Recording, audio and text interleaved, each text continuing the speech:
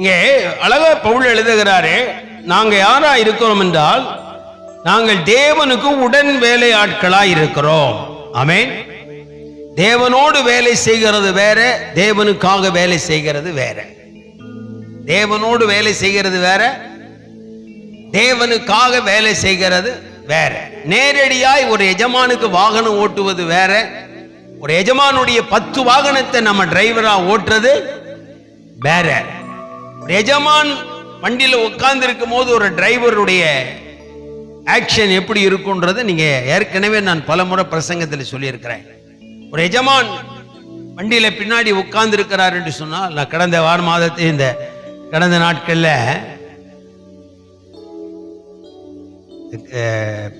ஊழியக்காரங்களுக்கு dress எடுத்துட்டு கார்ல வந்துட்டு இருக்கும் போது, அப்படிதான் நான் வந்துட்டு இருக்கும் போது ஒரு இராணுவ ஆபீஸ்ல இருந்து ஒரு பெரிய விலை உயர்ந்த கார் வெளியே வந்து, அது பார்த்தீங்கன்னா 3.5 கோடி ரூபாய் காரு. ஒரு டிரைவர் ஓட்டுறார், பின்னாடி ஒருத்தர் உட்கார்ந்து இருக்கிறார். இந்த கார் எவ்வளோ வேகனாலும் போகும், ஆனால் அது வேகமாக போல, எந்த வண்டியும் ஓவர்டேக் பண்ணல. ரொம்ப பொறுமையாக, ரொம்ப நிதானமாக, ரொம்ப மெஜஸ்டிக்காக அந்த வாகனத்தை இந்த டிரைவர் ஓட்டினார். அந்த எஜமான் பின்னாடி உட்கார்ந்திருந்தார். அப்போ இராணுவ சிம்பிள் அதில் போட்டிருந்துச்சு. ஆனால் அதுக்கு மேலே ஒரு வார்த்தை எழுதியா ஆற்காடு பிரின்சஸ்ன்னு போட்டிருந்துச்சு. அப்படின்னா இந்த தமிழ்நாட்டில் ஆளுகை செய்த ராஜ வம்சத்தினுடைய 8வது தலைமுறை, இவங்களுக்கு இராணுவத்தினுடைய சகல பந்தோபஸ்தும் உண்டே. அவங்களுக்கு இராணுவத்தில் என்னென்ன உதவிகள் கிடைக்கணுமோ, எவ்வளவு மரியாதை, எவ்வளவு கனம் கிடைக்குமோ அதெல்லாம் உண்டு. ஏன்னா இவங்க ஆற்காடு பிரின்சஸ்னுடைய 8வது தலைமுறை அப்படின்னு அதில் எழுதியிருக்கு. அதில் டிரைவர் ஓட்டுறாரு, அந்த ஆற்காடு 8வது தலைமுறை பிரின்சஸ் அங்கே உள்ளுக்குள்ள உட்கார்ந்து இருக்கிறார்.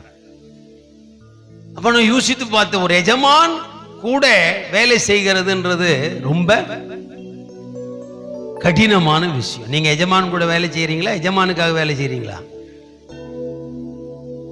கொஞ்சம் நிதானமா பதில் சொல்லுங்களேன். எஜமானுக்காக வேலை செய்கிறவங்களுடைய வழி எல்லாம் வேற. இந்த பவுல் சொன்னது போல தேவனுக்கு நாங்க உடன் வேலையாட்களா இருக்கிறோம். எஜமானோடு கூட வேலை செய்கிறது ரொம்ப கடினமான ஒரு விஷயம். சில வீடு வாடகைக்கு போறோம், கீழே ஹவுஸ் ஓனர் இருக்காங்கன்னா மேல குடியிருக்கிறதுக்கு நமக்கு கொஞ்சம் கஷ்டம். ஏன்னா இவங்க லைட் ஆனாம்பாங்க, படிப்பு இருக்கும்பாங்க, கோலம் போடும்பாங்க, தண்ணி தெளியும்பாங்க, தண்ணி அதிகமாக உபயோகப்படுத்துறாம்பாங்க, 10 பேர் வீட்டுக்கு வர்றீங்கம்பாங்க, நீங்கள் அப்பப்போ சண்டை போடுறீங்கம்பாங்க, அப்பப்போ நீங்கள் இஷ்டம் போல நடக்கிறீங்கம்பாங்க. இதெல்லாம் தொந்தரவு. அதனால எஜமான் கீழே இருந்தால் மேலே வாடகைக்கு போகிறது ரொம்ப. எஜமான் மெட்ராஸ்ல இருக்கிறாரு, எனக்கு சிவகிரியில் ஒரு வாடகை வீடு கிடைச்சதுன்னா ரொம்ப சந்தோஷம். ஏன்னா எஜமான் எப்பமாவது வருவாரு, வராமையும் போவாரு, மாசம் மாசம் வாடகை மாத்திரம் அனுப்பிச்சிக்கலாம், நம்ம ராஜ வாழ்க்கை வாழலாம். எப்ப வேணா லைட் போடலாம், எப்ப வேணா லைட் அணைக்கலாம், எப்ப வேணா மோட்டர் போடலாம், எப்ப வேணா மோட்டர் அணைச்சிக்கலாம், என்ன வேணா பண்ணிக்கலாம். 10 பேர் வந்தாலும் சேர்த்துக்கலாம், 15 பேர் வந்தாலும் சேர்த்துக்கலாம். இப்ப இப்படிலாம் கொஞ்சம் அப்படியே ஒரு ரவுண்ட் பண்ணி பார்த்தா, நீங்க எஜமானோடு வேலை செய்யறீங்களா, எஜமானுக்காக வேலை செய்யறீங்களா? எப்படி? அவர் கேமராவையே ஓவர்டேக் பண்ற அளவுக்கு நம்மால் இருக்கான். தேவனுடைய கண்களே சம கேமரா, அதையே ஓவர்டேக் பண்ணிருந்தான். இது கேஆசி அந்த மாதிரி முட்டாள் தான். கேஆசி அங்க எலிஜாவுக்கு கண்ணுல என்ன இருக்கு? சிந்தையில கேமரா இருக்கு, கண்ணுல கேமரா இருக்கு, உணர்வுல கேமரா இருக்கு. இந்த கேஆசி போய் அங்க போய் நாகமாண்டம் வாங்குறான், இந்த கேமராவுக்கு தெரியுது நம்மால் அங்க போய் எதையோ வாங்கிட்டு இருக்கான். ஆனா இவன் நினைக்கிறான், அடப்பாவி அந்த கிழவனுக்கு ஒன்னே தெரியும், அவன் தான் முட்டாள், வேண்டான்ட்டான். நான் என்ன பைத்தியக்காரன், எனக்கு பொண்டாட்டி இல்லை, எனக்கு பிள்ளை இல்லை, நான் சொத்து சேர்க்கக்கூடாது, 4 அக்கௌண்ட் வைக்கக்கூடாது, 4 ஏக்கர் வாங்கக்கூடாது, அல்லேலூயா, 4 வீடு வச்சுக்க கூடாது, 2 மனைவி வச்சுக்கிட்டான். எவன் கேட்பான்? அல்லேலூயா. அது எலியா போல நம்மளால வாழ முடியாது, எலிசா போல நம்மளால. அவன் போய் கேட்குறான், எங்கள் வீட்டுக்கு விருந்தாள் வந்திருக்கு, எங்கள் ஐயா 4 பேருக்கு ஏதோ கொடுக்கணுமா, அதனால கொஞ்சம் எதாவது கேட்டான்னு அவன் கொடுக்குறான். இவன் கேட்குறான், நீ அவங்ககிட்ட வாங்கும்போது என் மனசு உன்னோட. நம்ம ஆளுங்கிட்ட ஆண்டவரே பேசினா கூட கேட்க மாட்டேங்க, அப்புறம் மனசு பேசினா எப்படி கேட்பான்? சரி, நான் ஆண்டவர்கிட்ட பேசி பார்த்தேன். அவர் சொல்றாரு, நானே நேர்ல சொன்ன கூட கேட்க மாட்டான்டா, அந்த மாதிரி புத்தியினம் ஆயிட்டான், நீ அவனை ஏன் பாரப்படுற? சரி, அதனால நீ வேண்டான்டீரா? இல்ல, நான் வேண்டான்னு சொல்லல, அவனையும் வச்சிருக்கிறேன்றார். அது அப்புறமேல எனக்கு பிரச்சனை. நான் அவன்கிட்ட கேட்கிறேன், அவன் தான் இந்த மாதிரி முட்டாள்தனம் மடத்தனமா வேலை செஞ்சுட்டு இருக்கிறாங்க. ஆண்டவரே, நீங்களே சொன்னா கேட்க மாட்டேங்க அப்படின்றீங்க, அப்புறம் ஏன் வச்சிருக்கிறீங்க? அதுதான்டா என் அன்பு, அதுதான் என் அன்பு. எல்லா பயில்வெளியும் வச்சுக்கிட்டு தான் நான் குப்பை கொட்டிக்கிட்டு இருக்கிறேன், வேற வழி இல்லை. ஒரு காலத்தை நியமிச்சிருக்கேன், அந்த காலம் வரைக்கும் இவங்க எல்லாம் ஓடிக்கிட்டே இருப்பாங்க, வந்துகிட்டே இருப்பாங்க. அந்த காலம் முடியும் போது இவங்களும் தானா குறைஞ்சிருவாங்க. அதுக்கப்புறம் நான் வேற ப்ராஜெக்ட்ல நான் என்னுடைய வேலையை ஆரம்பிச்சிடும் அப்படின்றாரு. சரி, நாங்க இப்படிப்பட்டவங்களுக்கு மத்தியில பிரசங்கம் பண்ணி இந்த பாரத்தெல்லாம் நான் சுமக்கணுமா? அது எனக்கு என்னத்துக்கு இந்த உபத்திரம்? என்னையும் ஒரு சாதாரண ஒரு சுவிசேஷகனை அனுப்பி சாதாரணமா பிரசங்கம் பண்ணி காசை வாங்கி சாப்பிட்டு சந்தோஷமா இருந்திருக்கலாமே. என்னையே ஏன் பிடிச்சு இழுத்துட்டீங்கன்னா அதுக்கு பதிலே தர மாட்டாரு. எனக்கு வசனத்தை தெளிவுபடுத்துறீங்க, வார்த்தையை தெளிவுபடுத்துறீங்க, இப்படிலாம் பேசிட்டு அப்புறம் நான் அழுதுகிட்டு நான் புலம்பிக்கிட்டு நான் கஷ்டப்பட்டுக்கிட்டு இருக்கேன், நீ சும்மா உட்காந்துக்கிட்டு சந்தோஷமா இருக்கிற, இது என்ன அப்படின்னா அதுக்கு பதிலே வராது. நீ ஆண்டோட்ட பேசிக்கிட்டே தான் இருக்கிறேன், காலையில மத்தியானம் நைட்டு, தூங்கினாலும் பேசுறேன், விழிச்சாலும் பேசுறேன், சாப்பிட்டாலும் பேசுறேன், குளிச்சாலும் பேசுறேன், பேசிக்கிட்டே இருக்கிறேன். அவர் அதுக்கு பாதிக்கு ரெஸ்பான்ஸ் பண்ணுவார், பாதிக்கு எப்ப ரெஸ்பான்ஸ் பண்ணுவாரோ அது நமக்கு தெரியல. அதனாலதான் கேட்கிறேன், நீங்க உடன் வேலையாட்களா இருக்கிறீங்களா? இல்லைன்னா தேவனுக்காக எதையாலும் செய்யறேன்னு சொல்லிட்டு ஓடுறீங்களா? சரி, நீங்களே இந்த கேள்வி எல்லாம் கொஞ்சம் கேட்டு பார்த்தாதான் கொஞ்சம் கரெக்ட் ரோட்டுக்கு நீங்க வருவீங்க. இல்லங்க, நான் தேவனுக்காக தான் வேலை செய்யறேன், திருந்தவே முடியாது. இல்லங்க, நான் தேவனோட தான் வேலை செய்யறேன், எஜமான் உட்கார்ந்து இருக்கிறாரு. ஏன்னா அவர் அங்கேயே அப்படிதான் சொல்லிட்டாரு. சீஷர்ல 12 பேர் அனுப்பும் போது சொல்லிட்டாரு, நான் உங்க கூட இருப்பேன்ட்டாரு. நான் உங்க கூட இருப்பேன், நீங்களும் இருப்பீங்க என் கூட, நானும் உங்க கூட இருப்பேன், நம்ம எல்லாம் 13 பேரும் வேலை செய்யலாம். ஏன் இந்த வார்த்தை அவர் அங்க சொல்றாருன்னா, நான் எதுவுமே தனியா செய்யல, பிதா என்ன செய்யறாரோ அதை தான் நான் செஞ்சேன்ட்டு போயிட்டாரு. இயேசு தனிமையா தன் விருப்பப்படி தன்னுடைய ஆசையின்படி அவர் எதையுமே செய்ய பிதா விடல. இயேசு தேவகுமாரன் தான், அவர் தேவன் தான், சுயமாய் அவர் எதையும் செய்ய முடியும். ஆனா அவர் சொல்றார், நான் சுயமாய் ஒன்னையும் செய்ய இல்லை, பிதா என்ன சொல்றாரோ அதுதான் செய்கிறேன், பிதா என்ன பேசுறாரோ அதுதான் பேசுறேன், பிதா என்ன பிரசங்கம் பண்ண சொல்றாரோ அதுதான் நான் பிரசங்கம் பண்றேன். அவர் மேல ரொம்ப அன்புக்காக நான் எதையோ ஒண்ணு என்னால சுயமா செய்ய. ஆனா இப்ப நம்ம நிலைமை அப்படி இல்ல. தேவனுக்காக எதையாயிலும் செய்யணும். யாருக்காக? அதுக்காக மதில் சோரை தாண்ட யோசிக்கிறது இல்ல, அடுத்த வீட்டுக்குள்ள நுழையிறது யோசிக்கிறது இல்ல, அடுத்தவன் கழுத்தை பிடிக்கிறதுக்கு யோசிக்கிறது இல்ல, அடுத்தவன் தொண்டைக்குழியை பிடிக்கிறதுக்கு நம்ம யோசிக்கிறது இல்ல. நாம யாருக்காக செய்யறோம்? யாருக்காக? தேவனுக்காக செய்யறோம். அப்படி செஞ்சு மாட்டிக்கிட்ட வந்தா நானே. அவருக்காக பேசி பேசியே என் வாயினாலே எனக்கு சூனியம் வச்ச மாதிரி எனக்கே பிரச்சனை உண்டு பண்ணிக்கிட்டேன். கேட்டா நான் கர்த்தருக்காக சத்தியம் பேசினேன், அவர் சொன்ன நான் சொன்னதையும் பேசினேன், நான் சொல்லாதே பேசிட்டேன்ட்டார். நான் சொன்னதையும் பேசினேன், என் மேல உள்ள வைராக்கியத்தை நீ சொல்லாததெல்லாம் பேசிட்ட, ரைட்? அதனால இப்ப என்ன பார்த்தாலே சிலருக்கு பயம், இந்த ஆள் ஏதாவது நம்மளை அடையாளம் காட்டி கொடுத்துருதான், நம்ம உண்மை நிலைமையை சொல்லியிருந்தா வேற வழி இல்லை, அப்படியே பழகியாச்சு. ஆனா இயேசு அப்படியே இல்ல, சுயமாய் அவர் ஒண்ணுமே செய்யலையா. 100% சுயமாய் செய்யறதுக்கு அவருக்கு வல்லமை இருக்கு, அதிகாரம் இருக்கு, எல்லாமே இருந்தும் அவர் சுயமாய் ஒண்ணுமே செய்யல. பிதா என்ன செய்யற அதுதான் இயேசு, நீங்க 12 பேரும் புறப்பட்டு போங்க, ஊழியம் செய்யுங்க, நான் உங்க கூட இருக்கிறேன், நீங்களும் நானும் ஒன்னாவே இருந்து ஊழியம் செய்யலாம். இப்ப ஆண்டவர் உங்க கூட இருந்தார்னா அவர் சொல்றதை மாத்திரம் செய்ய முடியுமா? முடியாதா?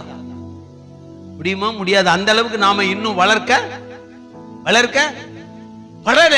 ஆனா ஆர்சிக்காரன் அப்படி இல்லை, அப்படிதான் இருக்கான். அவனுக்குன்னு ஒரு பயலாஸ் இருக்கு, அது என்ன சொல்லுது அதான் செய்வான். அதுல இருந்து அவங்களால ஸ்லிப்பாகி வெளியே போகவே ஆராதனை முறை இஷ்டத்துக்குலாம் மாத்த முடியாது. கை இடுப்புல கட்டுற சிவப்பு கயிறை கூட நீங்க அவசரத்துல மாத்தி எல்லாம் கட்டிட்டு வந்து நிக்க முடியாது. அவசரமா வந்தேன் அங்கேயே மாத்தி போட்டுட்டேன் சொல்ல முடியவே. அது அல்ல. அவங்க அப்படிதான் அந்த உபதேசம் அந்த கோட்பாடுகளை அவங்களுக்குள்ள உட்படுத்தி வச்சிருக்கிறாங்க. ஆனா பெந்தேகோஸ்தேக்காரங்களுக்கு அப்படி இல்லை.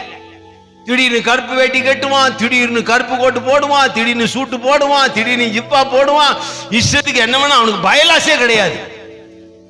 பெந்தேகோஸ்தேக்காரங்களுக்கு என்ன கிடையாது? பயலாசே. திடீர்னு மனைவியை கூட்டு போவான், திடீர்னு இன்னொருத்தர் வண்டியில கூட்டு போவான். அது யாருன்னா அது ஒரு சிஸ்டர்பான். இன்னொருத்தரை கூட்டு போவான், அது என்னுடைய எல்டர் சிஸ்டர்பான். யாருன்னா மூத்த விசுவாசியா. எல்டர் சிஸ்டர்னா யாரு? ஒவ்வொருத்தர கூட்டு போவான். நீங்க ஒரு ஆட்சி ஃபாதர் வந்து ஒரு பெண்ணை மண்டியில வச்சு கூட்டு போனதை நீங்க பார்க்கவே இவங்களுக்கு எல்லாம் ஒரு பயலாஸ் இருக்கு. இந்த பெண்ணிகாட்சிக்காரன் பயலாசே கிடையாது. ஏன்னா இவங்க யாரு சொல்லி செய்கிற ஆள் கிடையாது. அதனாலதான் இன்னைக்கு இந்த பிரசங்கங்கள் அங்கீகரிக்கப்பட மாட்டேங்குது. இந்த சத்தியங்கள் அங்கீகரிக்கப்படாத காரணம் யார் சொல்லி நாங்க செய்ய வேண்டியதில்லை. எங்ககிட்ட ஒரு கூட்டம் இருக்கு, எங்ககிட்ட காணிக்கை இருக்கு, எங்ககிட்ட இடம் இருக்கு, எங்ககிட்ட அதிகாரம் இருக்கு, எங்ககிட்ட அப்போஸ்தலர் அதிகாரம் இருக்கு, எங்ககிட்ட பிஷப் அதிகாரம் இருக்கு, எங்ககிட்ட ரெவரண்ட் அதிகாரம் இருக்கு, எங்ககிட்ட பணம் இருக்கு, எத்தனை வேணாலும் மனைவி இருக்கு, எத்தனை வேணாலும் விசுவாசி இருக்கு, எத்தனை வேணாலும் சொத்து இருக்கு. நாங்க என்ன செஞ்சா உனக்கு என்னையா? இவனுக்கு பயலாசே தேவையில்லை.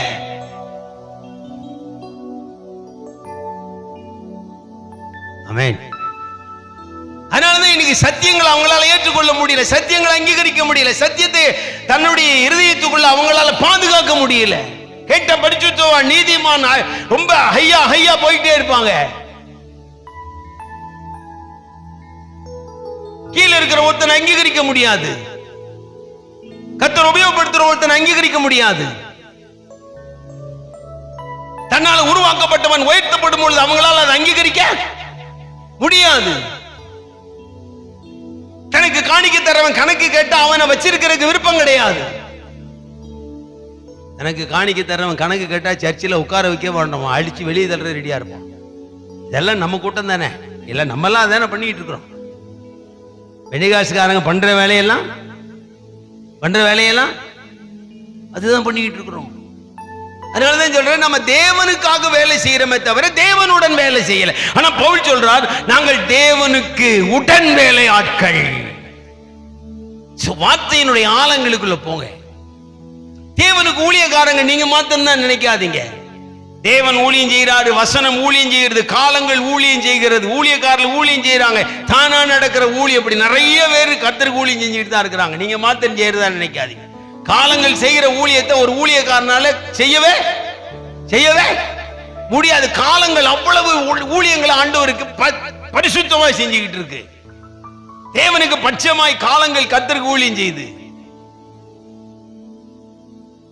ஆனா தேவன் அந்த காலங்கள் செய்கிற ஊழியத்தை அவர் ருசிக்கிறார், ரசிக்கிறார், ஏற்றுக்கொள்றார். இன்னைக்கு நம்ம செய்கிற ஊழியத்தை அவரால் ஏற்றுக்கொள்ள ரசிக்க முடியல. ஏன்னா நாம தேவனுடன் வேலையாட்கள் அல்ல, தேவனுக்கான வேலையாட்கள். ஆமென். கான்ட்ராக்ட் இப்ப சிவகாசியெல்லாம் எடுத்துக்கிட்டீங்கன்னா நேரடி கம்பெனியில வெடி கம்பெனியில வேலை செய்யறவங்க ஸ்டாண்டர்ட் வேற, கான்ட்ராக்ட் எடுத்து கான்ட்ராக்டுக்கு கீழே வேலை செய்யறவங்களுடைய ஸ்டாண்டர்டே வேற. அதான் சொல்றேன், நீங்க நேரடியா தேவனோடு கூட ஊழியம் செய்றீங்களா இல்ல கான்ட்ராக்ட் பேசிக்ல இருக்கிறீங்களா? பெண்டிகாஸ் பாஸ்டர்ஸ்களை தான் கேட்கிறேன். கான்ட்ராக்ட் பேசிக்ல இருக்கிறீங்கன்னா உங்களுக்கு எஜமான் தேவையே கிடையாது. எஜமான் நீங்க பார்க்க வேண்டிய அவசியமே கிடையாது. அவர் என்ன சொல்றாரு, அந்த கான்ட்ராக்டர் என்ன சொல்றாரு, அவன் தேவைக்காக வேலை செய்வான், தேவைக்காக வேலை செஞ்சுக்கிட்டே இருப்பாங்க. நான் ஏற்கனவே ஒரு முறை சொல்லியிருக்கிறேன், ஒரு சர்ச்சு பிரதேசத்தை பண்றதுக்கு என்னைய பிரசங்கம் பண்ண கூப்பிட்டாங்க. நான் தான் கட் பண்ணிட்டு பிரசங்கம் பண்ணோம். என்னைய சொன்னாங்க, நீங்க நான் வந்து அப்போ என்கிட்ட வந்து ஒரு TS50 வண்டி தான் இருந்துச்சு. அப்பா சொன்னார், பாஸ்டர் நீங்க கார்ல வரணும் அப்படின்னாரு. நான் சொன்னேன், TS50 வந்து தாம்பரத்தில் போட்டுட்டு நான் பஸ் ஏறி வந்துடுவேன். இப்பவும் நீங்க 10 லட்சம் செலவழித்து கன்வென்ஷன் நடத்தினாலும் நான் 2 வீலர்ல தான் போவேன். நீங்க 10 லட்சம் ரூபாய் செலவழிச்சு 3 நாள் கன்வென்ஷன் கூப்பிட்டாலும் சென்னையில நான் எதுல தான் போவேன், பைக்ல தான் போவேன், யூனிகான் வண்டியில தான் போவேன். அவங்க சொல்லுவாங்க, பாச்சே நீங்க ஒரு கார்ல வந்து இறங்குனீங்கன்னா கொஞ்சம் மெஜஸ்டிக்கா இருக்கும். நான் ஸ்டேஜுக்கு பின்னாடி வண்டியை விட்டுட்டு நடந்து வந்துருந்தேன்.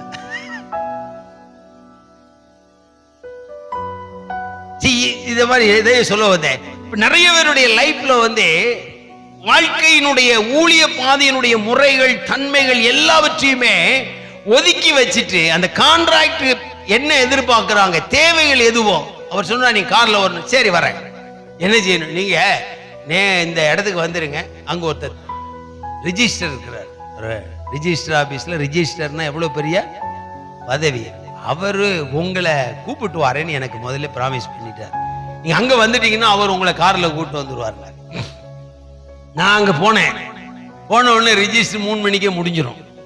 அவர் சொன்னாரு, பாஸ்டர் நம்ம 5 மணிக்கு பிரதேசம் பண்ணணும், 4 மணிக்கு கிளம்பலாம், நான் கூட 1 மணி நேரம் உட்காந்தா கூட ஒரு 15,000 ரூபாய் கிடைக்கும், அதை வாங்கிட்டு போயிடலான்னு. எவ்வளவு?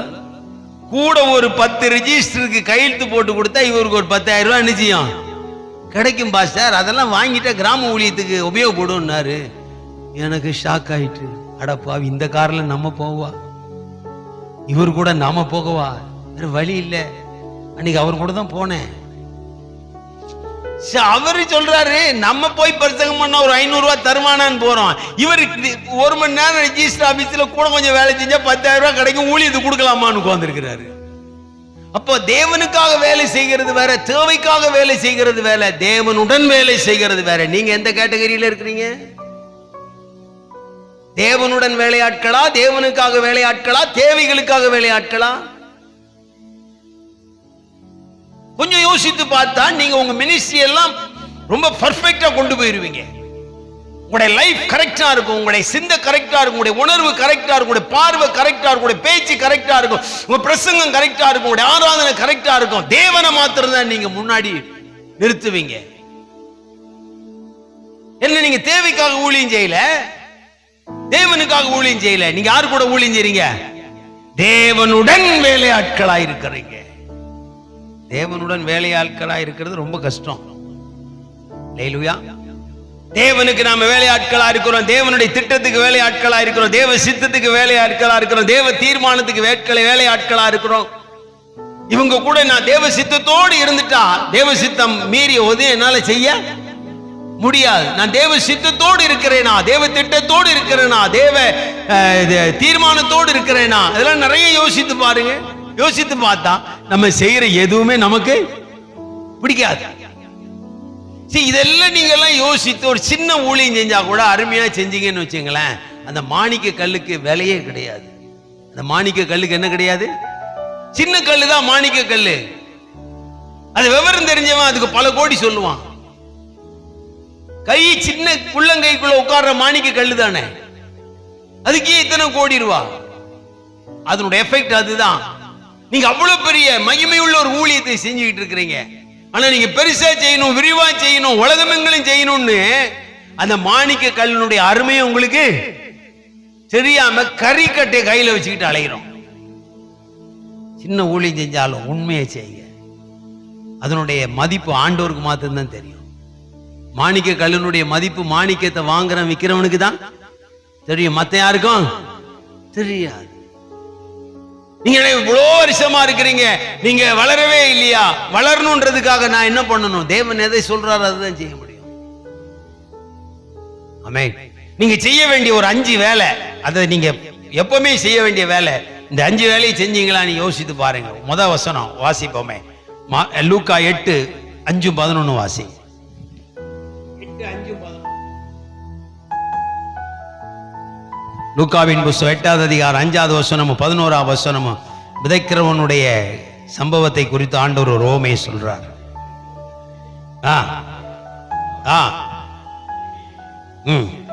11வது வசனம் வாசிங்க. அந்த ஓமையின் கருத்தாவது, விதைக்கிற அந்த விதை என்னதுங்க? உங்க வேலை என்னன்னு முதல்ல தெரிஞ்சுங்க. வசனத்தை விதைக்கிறதுக்கு தான் உங்களை என்னையும் அழைச்சிருக்கிறார். உங்க வேலை அதுதான். உங்க வேலை இது வசனத்தை விதைக்கணும். வசனத்தை விதைக்கிறதுக்கு தான் கர்த்தர் நம்மளை அழைச்சிருக்கிறார்.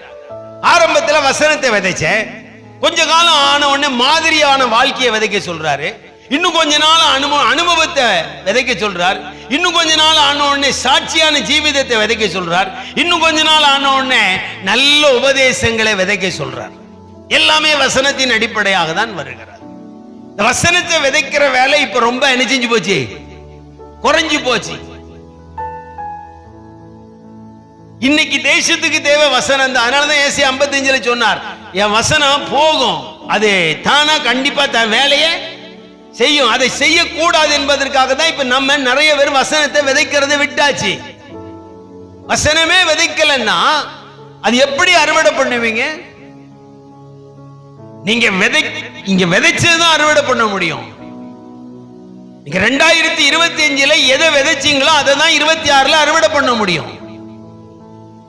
இந்த காலத்துல நம்ம எதை விதைக்கிறோம் பார்த்தா, வசனத்தை விதைக்கிறதுக்கு இன்னைக்கு யாருக்கு என்ன இல்ல, தைரியம் இல்ல, மன வலிமை கிடையாது. வசனத்தை விதைங்க, அறுவடை ஜாஸ்தி இருக்கு. இப்ப அறுவடை இல்லையே, இருக்கிற விசுவாசியை காப்பாத்துறதுக்கு போராடிக்கிட்டு இருக்கிறீங்க.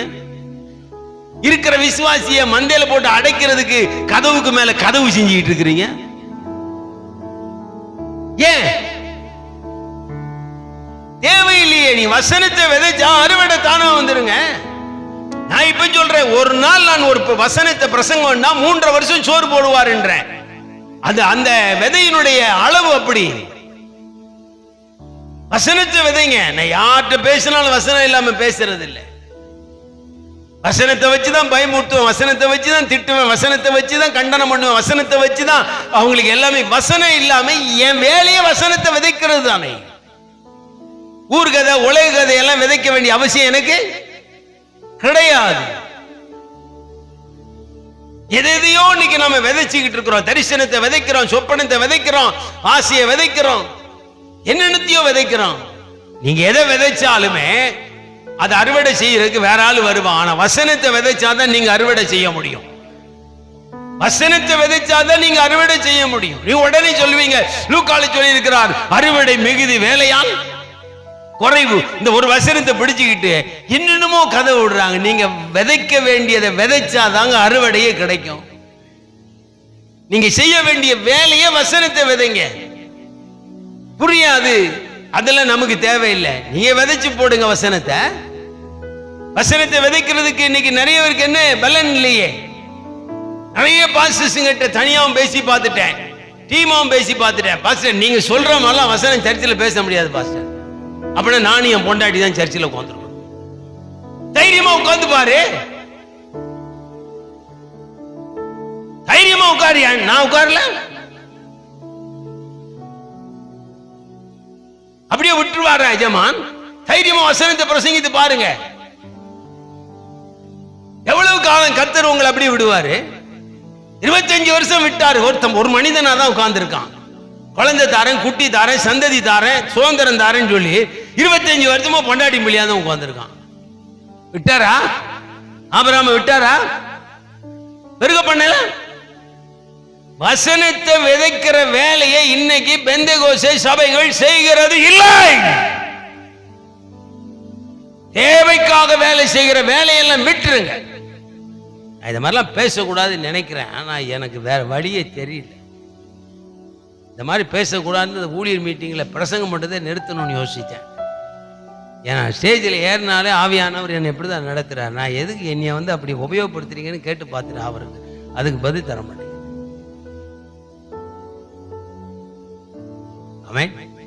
வசனத்தை விதைக்கிறதுக்கு தான் ஆவியை தந்தாரு. அவர் சொல்றாரு, பரிசுத்தாவி வருவார், நான் சொன்னவைகளில் இருந்து உங்களுக்கு எடுத்து சொல்லுவார்.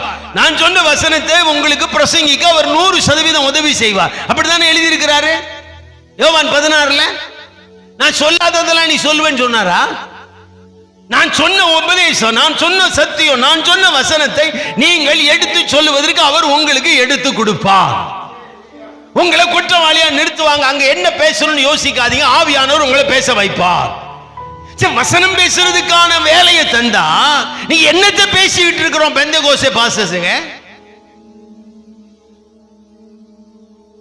உங்களை ரொம்ப நேசிக்கிறார், அது தெரியுமா? உங்க மேல எவ்வளவு கரிசனையா இருக்கிறார் தேவன் உங்களுக்கு. எனக்கு தெரியுங்க. 2 பொண்டாட்டி வச்சு சபை நடத்துறவனை தேவன் நேசிக்கும் போது நான் அழுவுறேன். அவன் அறிவில்லாம உட்கார்ந்து இப்படி பண்ணிட்டு இருக்கான், நீர் இன்னும் நேசிக்கிறீர். ஆண்டவர் சொல்றார், கொஞ்சம் பொறுமையா இருயாங்க கூட. இவ்வளவு அநியாயம் பண்றான், இவ்வளவு தப்பு பண்றான், சபை நடத்தி ஊழியத்தை செஞ்சு தன்னை பிரபலப்படுத்தி கொண்டிருக்கிறான். நீர் எவ்வளவு நாள் பொறுமையா இருக்கிறீர்? ஆண்டவர் சொல்றார், இன்னும் நீ என்னை விட பொறுமையா கொஞ்சம் இரு. என்னால இருக்க முடியல, இருதயம் வெடிக்குது. அவற்றை என்னென்னமோ பேசி பார்த்தா கடைசியா சொல்லுவாரு, நீ என் கூட கொஞ்சம் பொறுமையா இரு.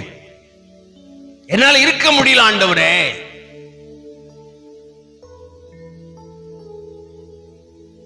ஒரே வியூல வசனத்தை பேசி பழகியாச்சு.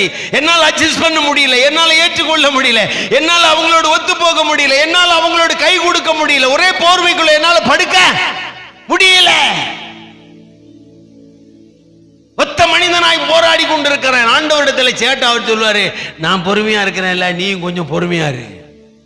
தயவு செய்து சொல்றேன், உங்களெல்லாம் ஆண்டவர் நேசிக்கிற அளவு எனக்கு தெரியும். உங்களுக்கு தெரியுமா இல்லையான்னு எனக்கு தெரியல. உங்களை எல்லாம் எவ்வளவு நேசிக்கிறார். ஒவ்வொரு பெந்தேகோஸ்தே பாஸ்டர்ஸ்ங்களையும், ஒவ்வொரு லீடரையும், ஒவ்வொரு ஸ்தாபன தலைவர்களை தேவன் எவ்வளவு நேசிக்கிறார் என்று எனக்கு தெரியும். அவர்கள் பண்ணுகிற தப்பு, அவர்கள் பண்ணுகிற குழப்பம், அவர்கள் பண்ணுகிற திமிர்வாதம், அவர்கள் பண்ணுகிற அக்கிரமம், அவர்கள் பண்ணுகிற அநியாயம், அவர்கள் செய்கிற பொய், அவர்கள் செய்கிற களவு, அவர்கள் செய்கிற மாறுபாடு எல்லாம் தெரிந்தும் ஆண்டவர் அவர்களை நேசிக்கிறதுக்கு பல காரணங்கள் இருக்கிறது. நீங்க செய்ய வேண்டிய வேலை என்ன? சாதாரண வேலை. அவர் சொல்ற வசனத்தை விதைங்க. விதைச்சா பலன் கிடைக்காதுன்றது, கிடைக்கும் என்றது நம்ம வேலை இல்ல. விதைக்க சொல்ற வேலை அவர் வேலை, விதைக்க வேண்டிய வேலை நம்ம வேலை. அவன் கேட்கிறானா கேட்கலையா அது எனக்கு தெரியாது. அவன் விரும்பினானா விரும்பலையா எனக்கு தெரியாது. குழந்தைகிட்ட ஊசி போட போற டாக்டர் குழந்தைக்கு கூப்பிட்டு ஊசி போடட்டான்னு கேட்டா போடுறாரு? உனக்கு டைபாய்டு இருக்கு, குண்டியில ஊசி போட்டான்னு கேட்கிறாரா? உனக்கு நரம்பு ஊசி போடணும், அதனால இந்த நரம்புல போடட்டான்னு டாக்டர் கேட்கிறாரா? கேட்க மாட்டாரு. அவர் அந்த வேலையை செஞ்சாதான் அந்த குழந்தைக்கு டைபாய்டு ஃபீவர் சரியாகும். நரம்பு ஊசி போட்டாதான் சில வியாதி சரியாகும், சத ஊசி போட்டாதான் சில வியாதி சரியாகும். இது நரம்பு ஊசி போடுற ஒரு இஸ்ரவேல் ஜெயக்குமாரா மாட்டிக்கிட்டேன். நான் சத ஊசி போடுறவனா இருந்தா தடவி தடவி கொடுத்து சந்தோஷமா போயிருப்பேன். இப்ப என் வேலையை நரம்ப தேடி பிடிச்சு குத்த வேண்டிய வேலையா இருக்கு.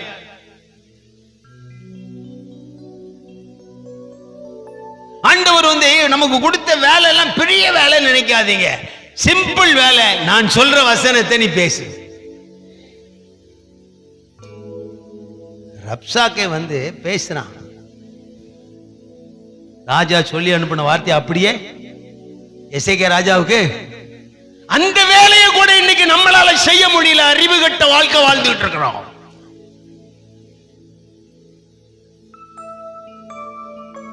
உலக பிரகாரமான ஒரு ராஜா சொல்றத அடுத்த தேசத்து ராஜாக்கு ரப்சாக்கே கரெக்டா சொல்றான். எங்க எஜமான் இதான் உனக்கு சொல்லி அனுப்பினார். ஏன் ஆண்டவர் சொன்ன வசனத்தை நாம பேசிவிட்டா என்ன? முதல்ல பேசும்போது கஷ்டமா தான் இருக்கும். முதல்ல பேசும்போது எங்கேயும் 4 பேர் இருக்கிற இடத்துல ஒருவர் தான் இருப்பாங்க, 3 பேர் எங்க போவாங்க? எல்லா இடத்துலயும் வசனம் பேசி பாருங்க. எல்லாருமே வசனம் பேசுங்க. மார்க்கெட்ல எல்லாம் மிந்தி அப்படி கிடையாதுங்க. பிசினஸ்லயே நான் இருந்தவன் தான். மார்க்கெட்ல பாத்தீங்கன்னா போட்டி வியாபாரம் பண்ண மார்க்கெட்ல இப்ப கிடையாது. உள்ளுக்குள்ள என்ட்ரன்ஸுக்குள்ள காய்க்கில கத்திரிக்காய் 40 ரூபான்னா சுத்தி வந்தாலும் 40 ரூபா தான். அந்த பிசினஸ் பண்றவனுக்கு ஒத்துமை வந்துருச்சு, உங்களுக்கு வரலையே. சொத்த கத்திரிக்காய் வச்சிருக்கிறவனு 40 ரூபா தான், உச்சாலா கத்திரிக்காய் வச்சிருக்கிறவனு 40 ரூபா தான், நாட்டு கத்திரிக்காய் வச்சிருக்கிறவனு 40 ரூபா தான், வரி போட்ட கத்திரிக்காய் வச்சிருக்கிறவனு 40 ரூபா தான், வெள்ளை கத்திரிக்காய் வச்சிருக்கிறவனு 40 ரூபா தான். ஏன்? அன்னைக்கு அவன் சொல்றா, இன்னைக்கு நம்ம மார்க்கெட்ல கத்திரிக்காய் ஒரு கிலோ 80 ரூபா தான், அரை கிலோ 40 ரூபா. யாரும் அதுக்கு குறைச்சும் கொடுக்க கூடாது, கூட்டியும் கொடுக்க கூடாது. ஏன்? ஒரு வியாபாரிகளுக்குள்ளேயே அவங்க பேசுறத அவங்க அப்படியே அபியாசப்படுத்தும் போது, ஏன் தேவன் சொன்னதை எல்லா ஊழியக்காரங்களும் சொல்லி பழகுங்க. இந்த ஜனங்க எங்க தான் போவாங்க? கடைசியா தேவன்கிட்ட தான் வருவாங்க. நம்ம இந்த வேலையை நாம ஒழுங்கா என்ன செய்யல? வசனம் பேசுற வேலைய செய்யல. தாவீதை பத்தி பேசு, 100 வருஷம் பேசுவான். தாவீதை பத்தி பேசுனா எத்தனை வருஷம்? 100 வருஷம் தாவீதை பத்தி பேசுவான். தாவீதை பத்தி பேசுறதுக்கு என்ன இருக்கியா? சாலமோனை பத்தி 100 வருஷம் பேசுவான். இன்னும் 1000 பொண்டாட்டி வச்சிருந்தவனை வச்சு. இயேசுவை பத்தி பேசியா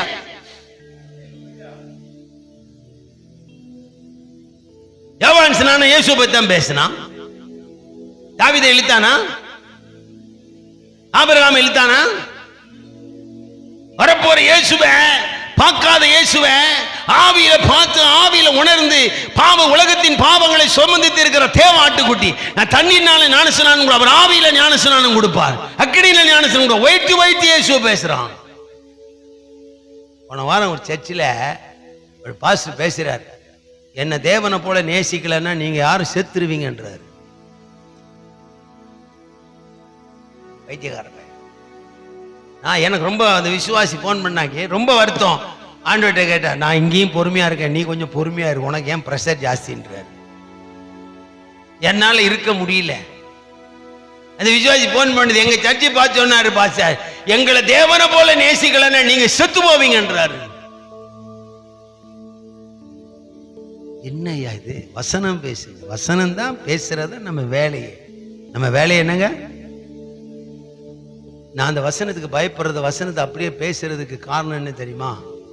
நான் 7th தான் படிச்சிருக்கேன், எனக்கு அந்த வசனத்துக்கு சம்பந்தமே கிடையாது. ஆனால் நீங்க பைபிள்ல எதை கேட்டாலும் சொல்லுவேன், இந்த ஆவியில் இந்த அறிவு எனக்கு கத்த கிஃப்டா கொடுத்தது, அதை ஏன் நான் மறைக்கணும், அதை ஏன் நான் ஒடிக்கணும், அதை ஏன் நான் வளைக்கணும்?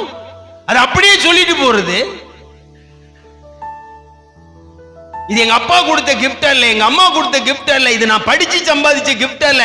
இது தேவ ஆவியானவர் எனக்கு கொடுத்த வசனத்தை பேசுகிறதுக்கு கொடுத்த அதிகார கிஃப்ட். இதை நான் வளைக்கவோ ஒடிக்கவோ மற்றவங்களுக்கு சாதகமா போதிக்கவோ முடியாது.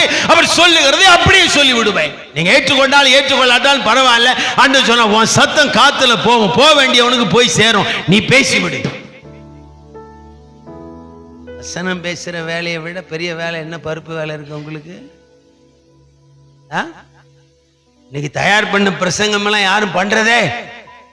அந்த காலத்துல பிரசங்கத்துக்கு 2 மணி நேரம் 3 மணி நேரம் தயார் பண்ணுவாங்க. இப்பெல்லாம் அப்படிலாம் இல்லவே இல்ல. வசனத்தை கேளுங்க. அந்த வசனம் இல்லாம பிரசங்கம் பண்ணாதீங்க. வசனத்தின் ஆழத்துக்குள்ள போங்க, வசனத்தின் வெளிச்சத்துக்குள்ள போங்க.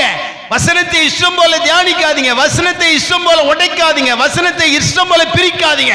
வசனத்தை பரிசுத்தாவினுடைய துணையோடு பார்த்து பகுத்து பிரிச்சு போதித்த பழகுங்கள். அந்த வசனத்தை விதைத்தால் அறுவடை தானாகவே வரும். அல்லேலூயா, அல்லேலூயா. அந்த பாஞ்ச வசனம் பேசினார், அதையே பேசாத, வேண்டாம். உங்களுக்குன்னு ஒரு அபிஷேகம், உங்களுக்குன்னு ஒரு அழைப்பு இருக்கு. வசனம் பேசுகிற அழைப்பு பேசுங்க. நாளை வேற எந்த புத்தகம் வாசிக்க மாட்டேன், இந்த பைபிள் தான் உருட்டிக்கிட்டே இருப்பேன். காலையில இருந்து நைட் வரைக்கும் நாள் இந்த பைபிளை உருட்டிக்கிட்டே இருப்பேன். அது பேசிக்கிட்டே இருக்கும். பக்கத்துல இருந்து கடைசி பக்கம் வரைக்கும் பேசும். ஒரு வாரத்துக்கு ஒரு முறை ஒரு கண்காடன் உபயோகப்படுத்துவேன்னா அது எனக்கு ஒரு வசனம் ஞாபகம் மறந்துன்னா தேடுறதுக்கு உபயோகப்படுத்துவேன். மற்றபடி வேற எதையுமே தேவைப்பட மாட்டேன். இதையே நோண்டிக்கிட்டே இருப்பேன். ஏன்னா இதுதான் சோறு போடுதுங்க, இதுதான் சோறு போடுது, இதுதான் நியாயம் இருக்கும், இதுதான் உங்களை பரலோகத்தில் கொண்டு போய் இருக்கும். இதுக்குள்ளதான் தேவன் இருக்கிறா, இதுக்குள்ள ஆவியானவரை பார்க்கிறேன், இதுக்குள்ள இயேசுவை பார்க்கிறேன், இதுக்குள்ள பிதாவை பார்க்கிறேன், இதுக்குள்ள தேவராஜ்யத்தை பார்க்கிறேன், இதுக்குள்ள சர்வ சிருஷ்டியை உருவாக்கின தேவ வல்லமை இந்த வசனத்துக்குள்ள இருக்கு. இந்த வசனத்தை போதித்து பழகுங்கள், அறுவடை மிகுதி வரும். நீங்க அறுக்காட்டா கூட ஆண்டவர் எவனையாச்சும் வச்சு அறுப்பார். இன்னைக்கு நீங்களே விதைச்சு நீங்களே அறுக்கணும்னு நினைக்கிறதுனாலதான் இஷ்டத்துக்கு விதைக்கிறீங்க. ஆமென். நீங்க விதைங்க, அறுவடை செய்கிறதுக்கு யாராவது வருவாங்க. எங்கேயாவது ஒரு இடத்துல அறுவடை. இப்ப பாஸ்டர் நான் யோசிச்சு பார்த்தேன், பாஸ்டர் ஊட்டியில இருந்து வந்திருக்கிறாரு. அவருடைய விசுவாசா அவர் அன்னைக்கு ஏதோ நல்ல விதமா வளர்த்து விட்டாரு. இன்னைக்கு எங்க உட்காந்து யார் அறுவடை செஞ்சு வச்சிருக்கிறா? ஏசுராஜ் பாஸ்டர் அறுவடை செஞ்சு அவர் சர்ச்சில இருந்து விசுவாசி இருக்கு. விதைச்ச மனுஷன் ஒருத்தர், அறுவடை செஞ்ச மனுஷன் ஒருத்தர். இல்ல நான் தான் உன்னை விதைச்சேன், நீ என் கூட இருக்குன்னு அவர் சொல்ல முடியுமா? இருக்க முடியாது. இன்னைக்கு நானே விதைச்சு நானே சாப்பிடணும்னு நினைக்கிற பெந்தகோஸ்தேக்காரங்களை போல கேவலமான புத்திகார ஒரு பயம் கிடையாது. நானே விதைக்கிறேன், நானே சாப்பிடுவேன். எத்தனை கோடி சாப்பிடுவேன்? எத்தனை லட்சம் சாப்பிடுவேன்? கர்த்தருக்காக வசனம் விதைக்கிறேன். கர்த்தர் யாரை ஆயில் வச்சு அறுத்துட்டு போட்டுமே, களஞ்சியத்துல சேர்த்துட்டு போட்டுமே. என் வேலையை நான் செய்கிறேன். இவன் தான் தேவனுடன் வேலை செய்கிறவன். தேவனுடன் வேலை செய்கிறவன் அறுவடை யார் வேணாலும் பண்ணட்டும், விதைக்கிற வேலையை செஞ்சுட்டு போயிட்டே இருப்பான். வயல் நிலத்துல விதைக்கிறவன் தான் இருக்கிறானா? களப்பிடுங்கிறவன் தான் இருக்கிறானா? நாத்து நடுறவன் தான் இருக்கிறானா? அவங்க அவங்க அவங்க வேலையை செய்யறாங்க. அறுவடை யாரோ ஒருத்தர் செய்யறான். இப்ப மிஷின் அறுவடை செய்யுது. யாரு அறுவடை? யாருன்னா பண்ணிட்டு போட்டுங்க. நான் வசனம் பேசுறேன், நான் வசனம் பேசுற வேலையை செய்யறேன், நீங்க பண்ணுங்க. கண்டிப்பா சொல்றேன், 26வது ஆண்டு யாரோ விதைச்சதை நீங்க அறுப்பீங்க, நீங்க விதைச்சதை யாரோ அறுப்பாங்க. ஆக மொத்தம் என் எஜமானுடைய வேலை நடந்திருக்கும், என் எஜமானுடைய களஞ்சியம் நிரம்பி இருக்கும், என் எஜமானுடைய விருப்பம் நிறைவேறி இருக்கும். என் எஜமானுடன் வேலை செய்கிறவர்களின் நிமித்தமே என் எஜமானுக்கு அயர்ந்த சமாதானம் உண்டாயிருக்கும். ஆமென். விதைக்கிற வேலையை செஞ்சிருக்கீங்களா இந்த வருஷம்? உங்க மனசாட்சி தொட்டு சொல்லுங்க. நான் எங்க போனாலும் வசனம் பேசியிருக்கிறேன் பாஸ்டர், எங்க போனாலும் எங்க ஜனங்களுக்கு வசனத்தினால் ஆலோசனை சொல்லியிருக்கேன், வசனம் இல்லாம நான் எதையும் பேசினது இல்லைன்னு சொல்லி இந்த வேலையை செய்தவங்க எத்தனை பேர் இருக்கிறீங்க? இதுதான் உங்க வேலை, என் வேலை. செம்மையானவர்களுக்கு என் வசனம் நன்மை செய்யாதோ? நீங்க வசனம் பேசுங்க, உங்க வீட்டுக்கு சாப்பாடு வரும். நீங்க வசனம் பேசுங்க, உங்க தேவைகள் சந்திக்கப்படும். நீங்க வசனம் பேசினாலே அந்த வசனம் உங்களுக்கு சோறு கொடுக்காம அது இருக்கவே, உங்களுக்கு வஸ்திரம் கொடுக்காம இருக்க, உங்களுக்கு உதவி செய்யாம அந்த வசனத்தால சும்மா இருக்க, அப்படி அந்த வசனம் நன்மை செய்யலன்னா அது அநீதியாயிரும்.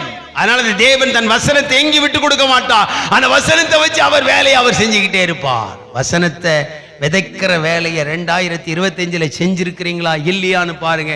இல்லைன்னா 2026 வசனத்தை விதைக்கிற வேலையை செய்யுங்க. ரெண்டாவது இன்னொரு நமக்கு கொடுக்கப்பட்ட வேலை வாசிப்போம். 1 கொரிந்தியர் 3:6 வாசி.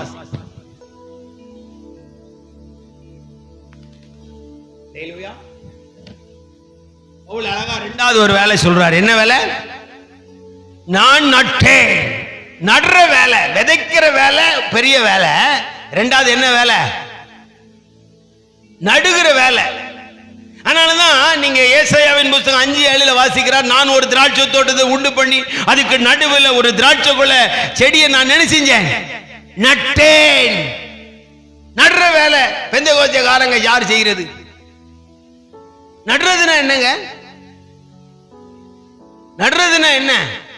யாரோ விதை போட்டு கத்திரிக்காய் செடி வச்சிருக்கிறான், தக்காளி செடி வச்சிருக்கிறான், கடுகு செடி வச்சிருக்கிறான், முள்ளங்கி செடி வச்சிருக்கிறான், அது சின்ன சின்ன கண்ணா அவன் வச்சிருக்கிறான். இதை வாங்கிட்டு போய் நீங்க 1000 கண்ணு 2000 கண்ணுன்னு வாங்கிட்டு போய் நீங்க உங்க தோட்டத்துல நட்டு கத்திரிக்காய் தோட்டத்தை உருவாக்குறீங்க, பாவக்காய் தோட்டத்தை உருவாக்குறீங்க.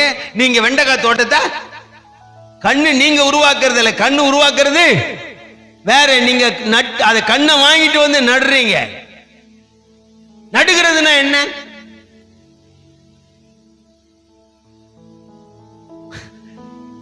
நடுகிற வேலைன்னா என்ன?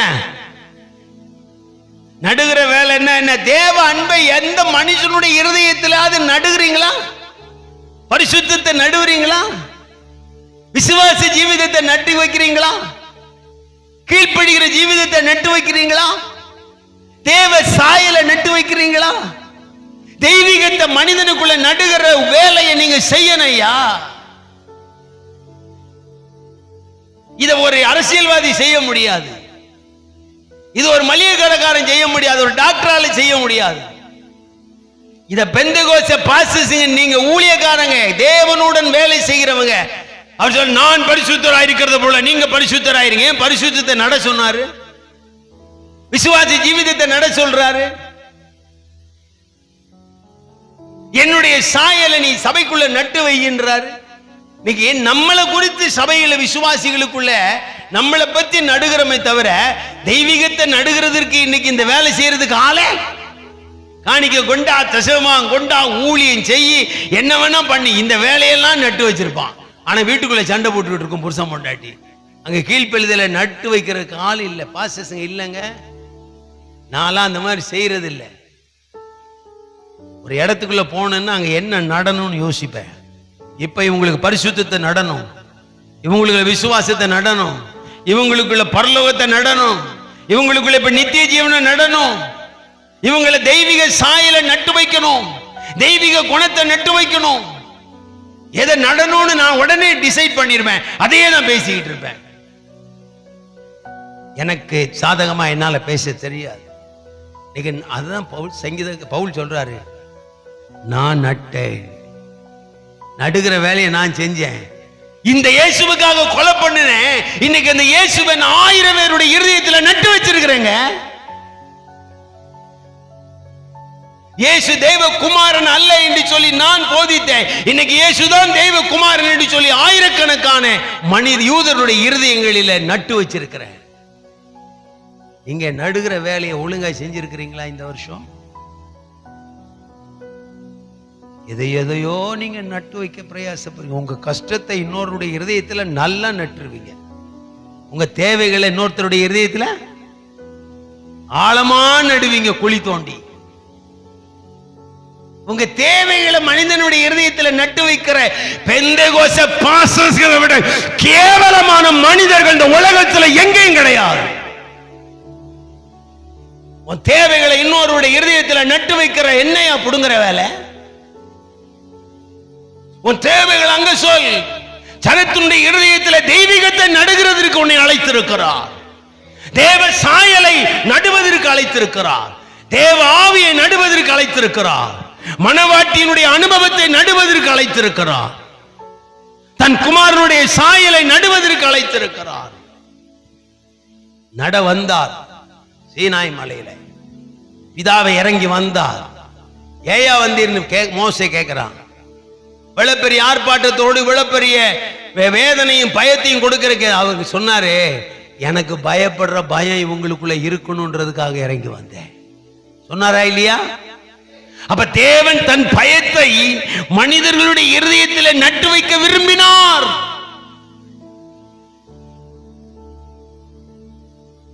நூறு வயசாக போது குழந்தை கொடுக்கிற நேரம் வந்துருச்சு. ஆபிரகாம் ஈசாக்க பெத்தெடுக்கணும்னு ஆண்டவர் துடிக்கிறார். அதுக்கு முன்னாடி அவனை ஒழுங்குபடுத்தணும். அவர் சொல்றாரு, ஆபிரகாம் சொன்னார், நான் சர்வ வல்லமையுள்ள தேவன், எனக்கு முன்னாடி நீ உத்தமனாயிரு. உத்தமத்தை நட்டு வைச்சாரு. நட வேண்டிய வேலையை இன்னைக்கு யாராவது செஞ்சிருக்கீங்களா? நட வேண்டிய வேலையை செஞ்சிருக்கிறீங்களா இல்லையா? அம்மா ஆத்மாதாயம் பண்ணி ஒன்றும் கிழிக்க முடியாதுங்க. ஆத்மாதாயம் பண்றேன்னு சொல்லிட்டு கூட்டத்தெல்லாம் கூட்டு எதையும் பண்ணிட்டேன்னு நினைக்காதீங்க. அவர் கணக்கெல்லாம் வேற. ஒரு கூட்டத்தை உங்க மூலமா உருவாக்கணும்னு நினைச்சு அவர் நட்டு வைக்கணும்னு விரும்புறாரு பாருங்க. ஆமென், ஆமென். நிறைய மிஷனரிகள் எல்லாம் நடுகிற வேலையை ஒழுங்கா செஞ்சாங்க. நடுகிற வேலைய, ஏன்னா அவங்க மிஷனரிங்க, யார்கிட்டையும் தொடர்பு வைக்க மாட்டாங்க, யார்ட்டையும் எதுவும் எதிர்பார்க்க மாட்டாங்க. நாடோடியா மிஷனரி பிரயாணம் போயிட்டே இருப்பாங்க. கிறிஸ்துவினுடைய காரியங்களை நட்டு வச்சுக்கிட்டு போயிட்டே இருப்பாங்க. அவங்க நெட்டதெல்லாம் வளர்ந்தது. மறுபடி விசிட் பண்ண போறான் பவுல். ஹட்சன் டெய்லர் சீனால போய் பல லட்சம் பேருக்கு கிறிஸ்துவ நட்டு வச்சார். என்னைய சேர்த்தார். கடைசி வரைக்கும் லோக்கல் ட்ரெயின்ல பிரயாணம் பண்ணார்.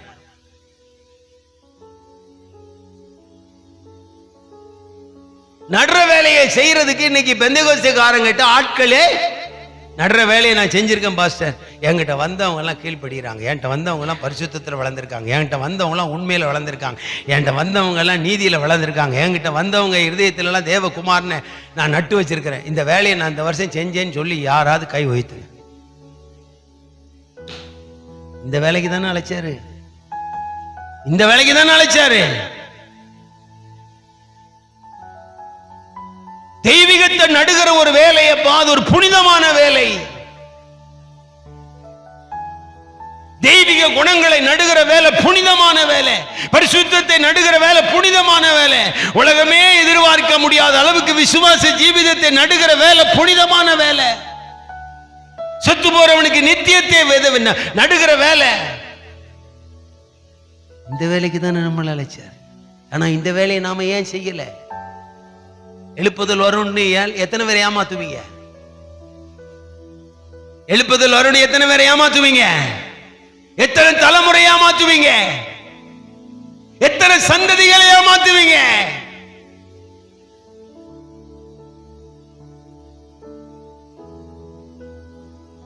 ஆமென். எங்க சபைக்கு ஒரு குடும்பம் வந்துருச்சு. அவங்க இப்ப பரிசுத்தத்துல பரிசுத்தத்தை நட்டேன், பரிசுத்தத்துல வளர்ந்திருக்கிறாங்க. எத்தனை பாஸ்டர்ஸ்ங்க சொல்ல முடியும்? இந்த வேலையை நீங்க செஞ்சீங்கன்னா தான் அறுவடை வரும். இந்த வேலையை செய்யலைன்னா ஒரு அறுவடையும் வரவே. உங்க பின்னாடி தான் ஆள் வருதுன்னு நினைக்காதீங்க. இயேசு கிறிஸ்துவின் காலத்திலேயே சோத்துக்கு ஆள் கூட்டம் கூட்டமா வந்துச்சு. அற்புதத்துக்கு கூட்டம் கூட்டமா வந்துகிட்டே இருந்தாங்க. அவர் சந்தோஷமே படல. நம்மாளி சொல்லுவான், உபவாசம் பண்ணேன் சர்ச்சை வளர்ந்துட்டு, உபவாசம் பண்ணேன் சபை வளர்ந்துட்டு, ஜனங்கள்லாம் வந்துகிட்டே இருக்காங்க. தேவனுடைய மனிதனை, உங்களுடைய வேலை என்னன்னு இன்னைக்கு பெண்டேகோஸ்தே பாஸ்டர்ஸ்களுக்கு தெரியல. எப்படியா இடம் வாங்கிடணும், எப்படியா சர்ச்சை கட்டிடணும், எப்படியாவது பிஷப் ஆயிடணும், எப்படியா ரெவரண்ட் ஆயிடணும், எப்படியா டாக்டர் ஆயிடணும், எப்படியாவது ஏரியா லீடர் ஆயிடணும், எப்படியாவது என்னது எப்படியாவது. என்ன வேலை? வசனத்தை விதைக்கிற வேலை. அவருடைய குணாதிசயங்களையும் அவருடைய ஆவிக்குரிய அனுபவத்தை மனிதனுடைய இருதயங்களில் நடுகிற வேலை. மோசேனுடைய இருதயத்துல தெய்வீகத்தை நடுகிறதுக்கு தேவன் எவ்வளவு கஷ்டப்பட்டார் தெரியுமா? சொல்லி சொல்லி பார்க்கிற அவன் சொன்ன, ஊழியமே வேண்டாம், நீரும் வேண்டாம், ஊழியமும். எந்த ஜனங்க செத்தா எனக்கு என்னையா? என்னால எகிப்துக்கு போக முடியாது. அவர் அவனோடு பல வருஷமா போராடி அவனுடைய இருதயத்தில் தன்னுடைய திட்டத்தை நட்டு வைத்தார், தன்னுடைய தீர்மானத்தை நட்டு வைத்தார், தன்னுடைய சித்தத்தை நட்டு வைத்தார். அதற்கு பின்பு 40 ஆண்டு அந்த வேலையில் இருந்து மோசே வெளியே வரல. அந்த நடுற வேலைய எகிப்துக்கு போய் செய்யறான். இஸ்ரவேல் ஜனங்களுடைய எல்லாருடைய இருதயத்திலையும் அந்த தேவ சித்தத்தை நட்டம் வச்சான். அவங்க எல்லாருமே சொன்னாங்க, நீர் வந்ததுனால எங்களுக்கு பிரச்சனை, வக்கீல் தர மாட்டேங்க, நாங்க வக்கீல் எடுக்கவா, செங்கல் செய்யவா, சமையல் பண்ணவா. ஆனாலும் அவன் தான் நடுற வேலை என்ன செய்யல, நிறுத்தவே திரும்ப திரும்ப நடுகிறான். வாதை வருது, திரும்ப நடுகிறான், திரும்ப வாதை வருது, திரும்ப நடுகிறான். அந்த நடுற வேலையை 40 வருஷம் கரெக்டா செஞ்சான். ஆண்டவர் சொன்னார், என் வீட்டில் எங்கும் உண்மையுள்ள மோசே. ஆட்ட பழகினாலும் தெய்வீகத்தை நட்டு வையுங்கள்.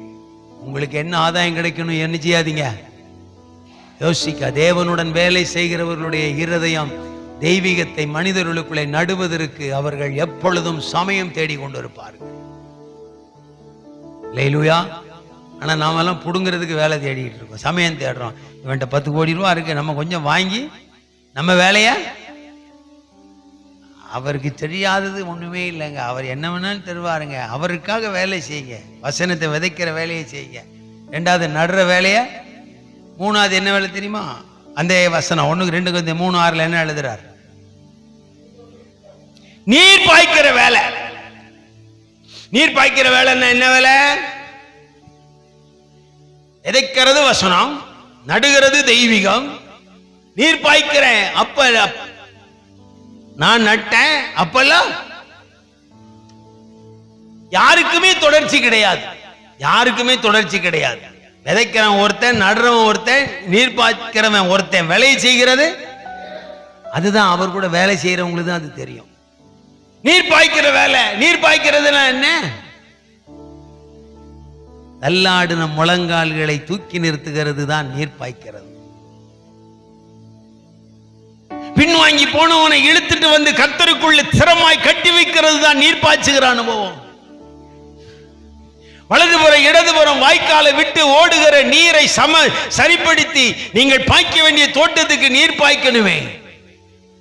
ஆண்டவரை குறித்து சங்கீதக்காரன் அப்படித்தானே சொல்லுகிறான், அவரை அமர்ந்த தண்ணீர் ரெண்டையில நடத்துகிறார். ஏசாயா 58:11 என்ன சொன்னா, நீ வற்றாத நீரூற்றை போல இருப்பாய். ஏசாயா 27:3 என்ன சொல்லுகிறான், நான் அந்த திராட்சை தோட்டத்துக்கு நீர் பாய்ச்சினேன்.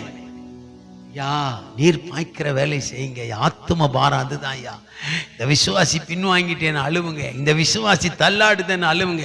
நான் இன்னைக்கு காலையில ரொம்ப வருத்தப்பட்ட, ஆண்டவர் எங்க ஊழியக்காரங்கெல்லாம் மீட்டிங் வரணும், மழையில நினைஞ்சிட்டு வருவாங்க, மாத்து வஸ்திரம் இருக்காது. எத்தனை பெண்கள், எத்தனை பாசஸ்ங்க இந்த நேரத்தில் அப்படி மழை பெய்தப்பா, நீ கொஞ்சம் அதை நிறுத்தி போடலாமே. நான் உங்களுக்கு காலையில் எல்லாருக்கும் நீர் பாய்ச்சினேன். நான் உங்களுக்கு எல்லாருக்கும் காலையில நீர் பாய்ச்சினேன். என்னால முடிஞ்ச வரைக்கும் தினமும் இந்த சங்கரங்கோயில் மீட்டிங் வர எல்லாரையும் ஜெபிக்கிறேன். பேர் தெரிஞ்சவங்க எல்லா பேரையும் சொல்லி ஜெபிக்கிறேன். என்னுடைய நீர் பாய்க்கிற வேலை அதுதான். நீங்க என்ன அள்ளி தர்றீங்களா காணிக்க?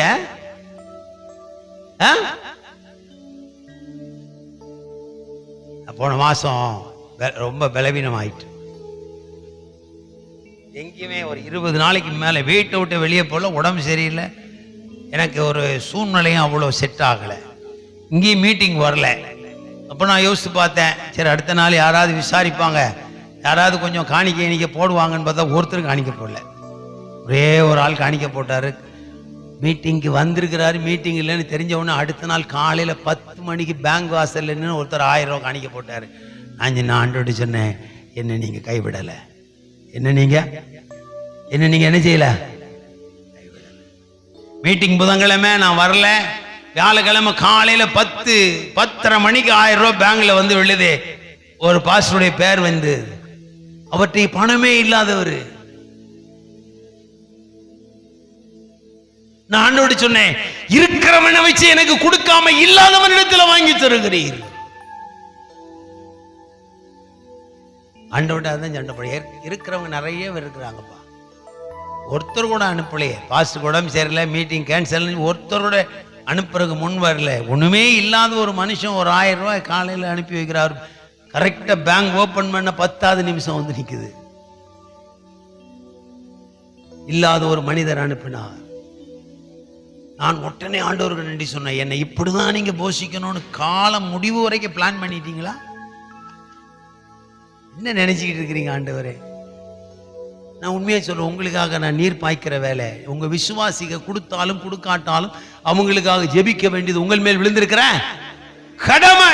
இன்னைக்கு கொடுத்தவனுக்கு தான் ஜெபம், கொடுக்காதவனுக்கு ஜெபமே கிடையாது. கொடுத்தியா நைட்டு 10 மணிக்கு போன் பண்ணாலும் எடுப்பான், கொடுக்காதவன் 10 மணிக்கு போன் பண்ணா கூட பைத்தியக்காரன் பண்றான் பாரு. ஆமென். கொடுக்கிறவன் நைட்டு 1 மணிக்கு போன் பண்ணா கூட அப்படியே கலெக்டர் பேசுற மாதிரி, பிரைஸ் லார்ட் பிரதர் இப்படி இருக்கிறீங்க. ஒரு பைசா கொடுக்காதவன் போன் பண்ணா என்ன, உங்களுக்கு வேற வேலையே இல்லை, நைட்டு 10:30 தூங்கும் போது தான் பார்த்து எழுப்புறதா? அட பாவி பசங்களா, நீங்க நீர் பாய்க்கிற அளவு இப்படிதான். உங்களை பத்தி எனக்கு நிறைய சொல்லி கொடுத்திருக்கிறார், பந்தவாஜ பாஸ்டர்ஸ்களை பத்தி நிறைய சொல்லி கொடுத்திருக்கிறார். ஒரு பயலுக்கு நீர் பாய்க்க தெரியலங்கிறார்.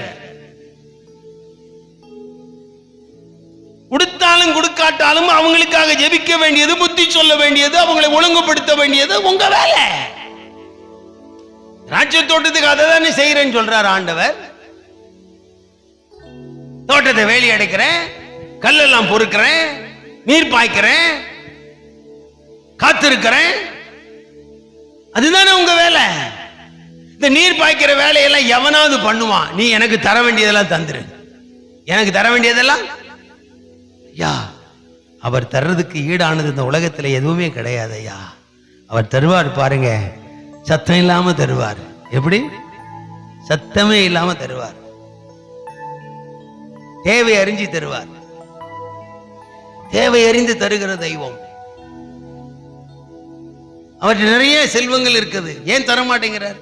காலையில கூட ஏசுராஜ் பார்த்து சொன்னேன், நம்ம 2 பேருக்கும் நிறைய தர மாட்டேங்கிறார். ஏன்னா 2 பேரும் தலைகீழ போயிருவோம்னு பயந்து அளந்து அளந்து தராரு 2 பேருக்கும். அவருக்கே பயம், இந்த பயில விட்டுட்டா பேசிக்கிட்டே இருக்கான் ஒருத்தன், இவனையும் விட்டுட்டா நம்ம வேலை வேற எங்கேயாவது போயிடும், அதனால இவனுக்கு அளந்து பால் கொடுப்போம். அல்லேலூயா. என் மனைவி இந்த உபதேசத்தை கல்யாணம் பண்ணதுலன்னு சொல்லிட்டு இருப்பாங்க. நான் சில நேரத்தில் ஆண்டவர்கிட்ட கேட்பேன், ஆண்டவர் கொஞ்சம் கூடுதலானதான் தண்ணி பாய்ச்சானே எனக்கு. அவ என் மனைவி சொல்ல, உங்களுக்கு எல்லாம் ரொம்ப தண்ணி பாய்ச்சா ரொம்ப கெட்டு போயிருவீங்க, அதனால உங்களுக்கு லிமிட்டா தான் தண்ணி பாய்ப்பேன். நீங்க அவருக்கு வேணும்பா, நீங்களும் கெட்டு போயிட்டீங்கன்னா என்னத்தை பண்றது? அதனால உங்களுக்கு அளவா தான் கொடுப்பாரு. அப்படியே தண்ணி கொட்டி கிடக்குது. எசேக்கியேல் சொல்லாரு, அவன்ஸ் குடிடான்றாரு. அவனுக்கு எப்படி இருக்கும் சொல்லுங்க? சில நேரத்தில் நமக்கு அப்படிதான். ஆனா நீங்க தண்ணி பாய்க்கிற வேலையை கரெக்டா செஞ்சு பழகுங்க. தேவ ஜனங்களுக்கு காய விடாதீங்க. விசுவாசிய முழங்கால் தடுமாற விடாதீங்க. ஒரு விசுவாசி முழங்கால் தடுமாறுதுன்னா தண்ணி பாய்க்கிற பாஸ்டர் சரியில்லை. ஒரு விசுவாசி பின்வாங்குதுன்னா தண்ணி பாய்க்கிற பாஸ்டர் சரியில்லை. ஒரு விசுவாசி காஞ்சி மரம் ஒடிஞ்சு போகுதுன்னா தண்ணி பாய்க்கிற ஆள் சரியில்லை.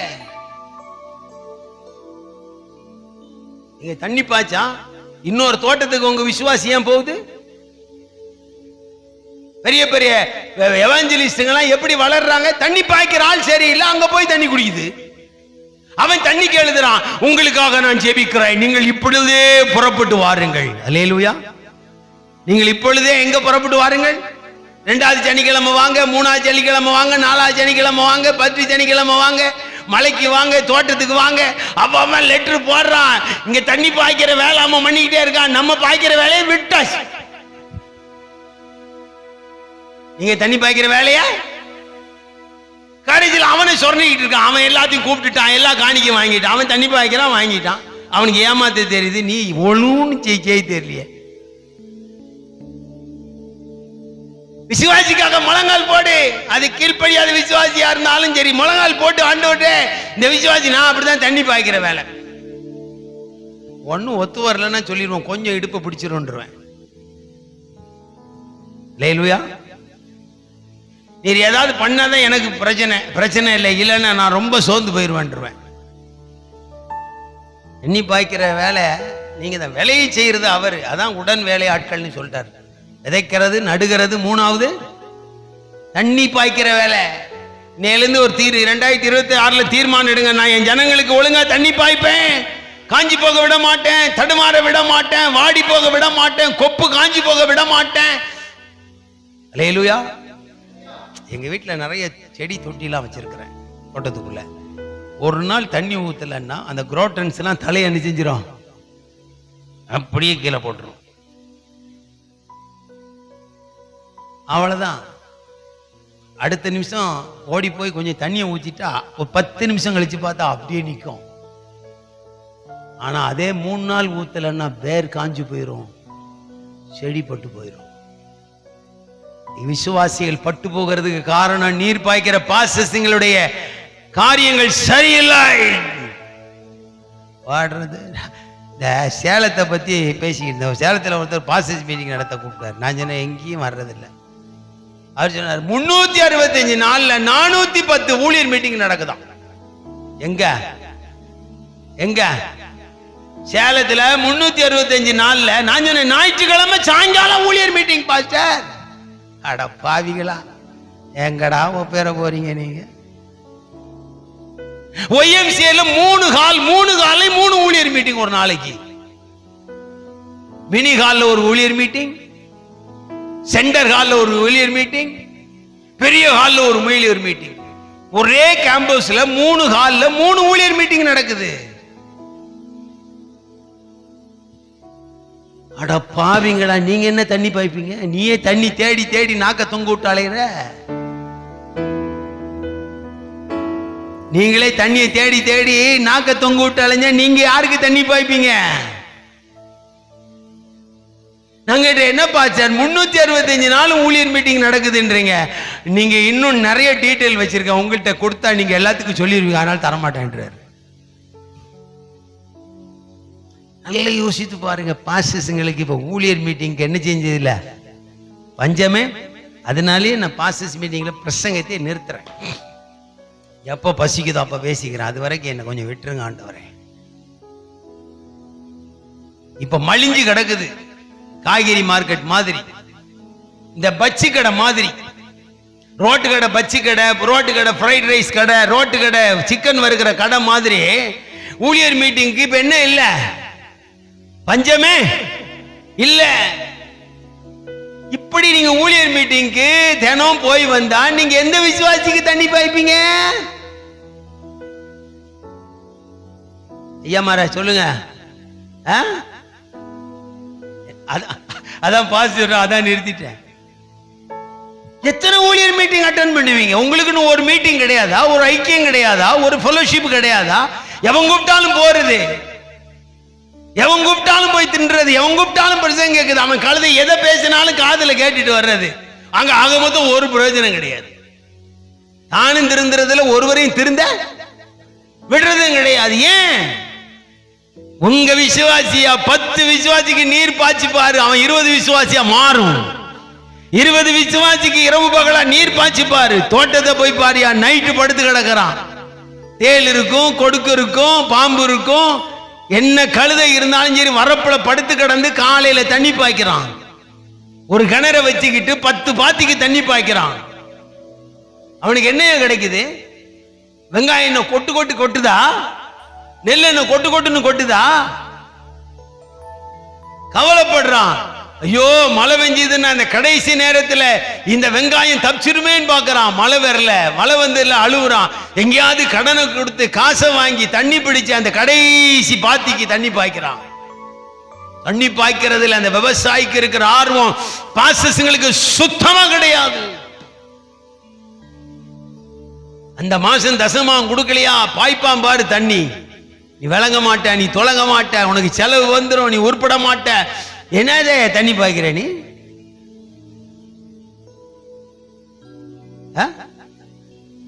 அந்த வீட்டு கஷ்டம் உங்களுக்கு தெரியுமா? சொல்ல மாட்டாங்க. இன்னைக்கு பாசிஸ்ட் எல்லாம் விசுவாசிங்க ரொம்ப பிரஸ்டேஜா பழகுறாங்க, கஷ்டத்தை சொல்ல யோசிக்கிறாங்க. எங்க பாஸ்டர் ஒரு கஷ்டம் சொன்னா ஸ்டேஜ்ல சொல்லி போடுறாரு பாஸ்டர். அதனால எங்க கஷ்டத்தை எங்க பாஸ்டர் என்ன செய்ய முடியல, சொல்ல முடியல. போன மாசம் தசமமாக கொடுக்க முடியல, ஆஸ்பத்திரி செலவு, அந்த செலவு, ஸ்கூல் செலவு, கடனை வாங்கியாவது பாதி போட்டேன், அதுக்கே வம்பு பண்ணிக்கிட்டு இருக்கிறாரு. பாதி தசமமாக போடுறாங்க. ஐயா, விசுவாசிகளுக்கு நீர் பாய்க்கிற வேலையை ஒழுங்கா செய்யுங்க. உங்களுக்கு 1000 தேவை இருக்கும், அதுக்கெல்லாம் ஜனம் பொருந்தாது, கர்த்தர் தான் பொருந்தும். உங்களுடைய தேவைகளை பொருந்துகிறவர் யாரு? விசுவாசிங்க. உங்க தேவைகளுக்காக சாகடிக்கிற வேலையை செய்கிற பெந்தெகோஸ்து ஊழியமே ஆண்டவராயிருக்கிற இயேசுவின் நாமத்தினாலே சொல்லுகிறேன், நீங்கள் ஊழியத்தினுடைய முடிவுக்கு வந்து விட்டீர்கள். உங்களுடைய முடிவு சமீபமாயிருக்கிறது. தப்பி பிழையுங்கள்.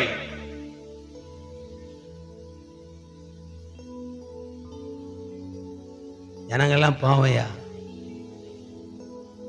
5 ரூபாய்க்கு கத்திரிக்காய் வாங்கினவன் இன்னைக்கு 40 ரூபா கொடுத்தாதான் கத்திரிக்காய், 60 ரூபா 70 ரூபா கொடுத்தாதான் கத்திரிக்காய்.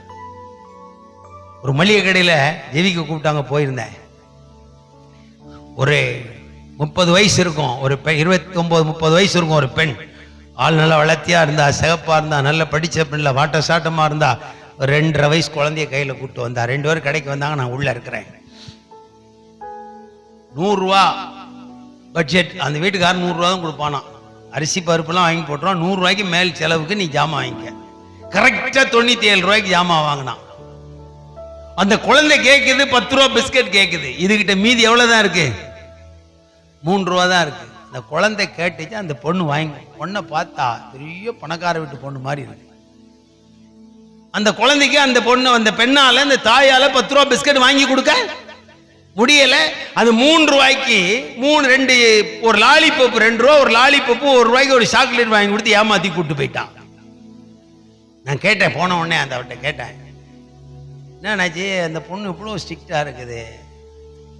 இல்லைண்ணே, அந்த அவன் 100 ரூபா கரெக்டாக கொடுப்பானே, 100 ரூபாக்குள்ள அந்த பிள்ளை செலவு பண்ணிக்கணும், என்ன வேணா வாங்கிக்கலாம்.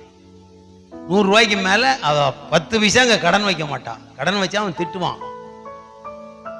100 ரூபாய்க்குள்ள அவன் பருப்பு 100 வாங்கினா, கத்திரிக்காய் வாங்கினா, அதவா எண்ணெய் ஒரு 100 கிராம் 100 மில்லி எண்ணெய் வாங்கினா, எல்லாத்தையும் வாங்கி கரெக்டாக 100 ரூபாய்க்கு கணக்கு முடிச்சுட்டு போயிட்டான். ஆனால் வெளியில் அந்த பிள்ளைய பார்த்தா கோடீஸ்வரம் பொண்டாட்டி மாதிரி இருக்கிறா. எனக்கு ரொம்ப வருத்தமா இருந்தது. இவ்வளவு படிச்ச பிள்ளை, இவ்வளவு அழகான பிள்ளை, இவ்வளவு பர்சனாலிட்டியா இருக்கிற பிள்ளை 100 ரூபா செலவழிச்சு, திட்டமிட்டு செலவழிச்சு குடும்பம் நடத்துது. இந்த பிள்ளைகிட்ட போய் எங்க தசம் பாங்க எதிர்பார்ப்பீங்க?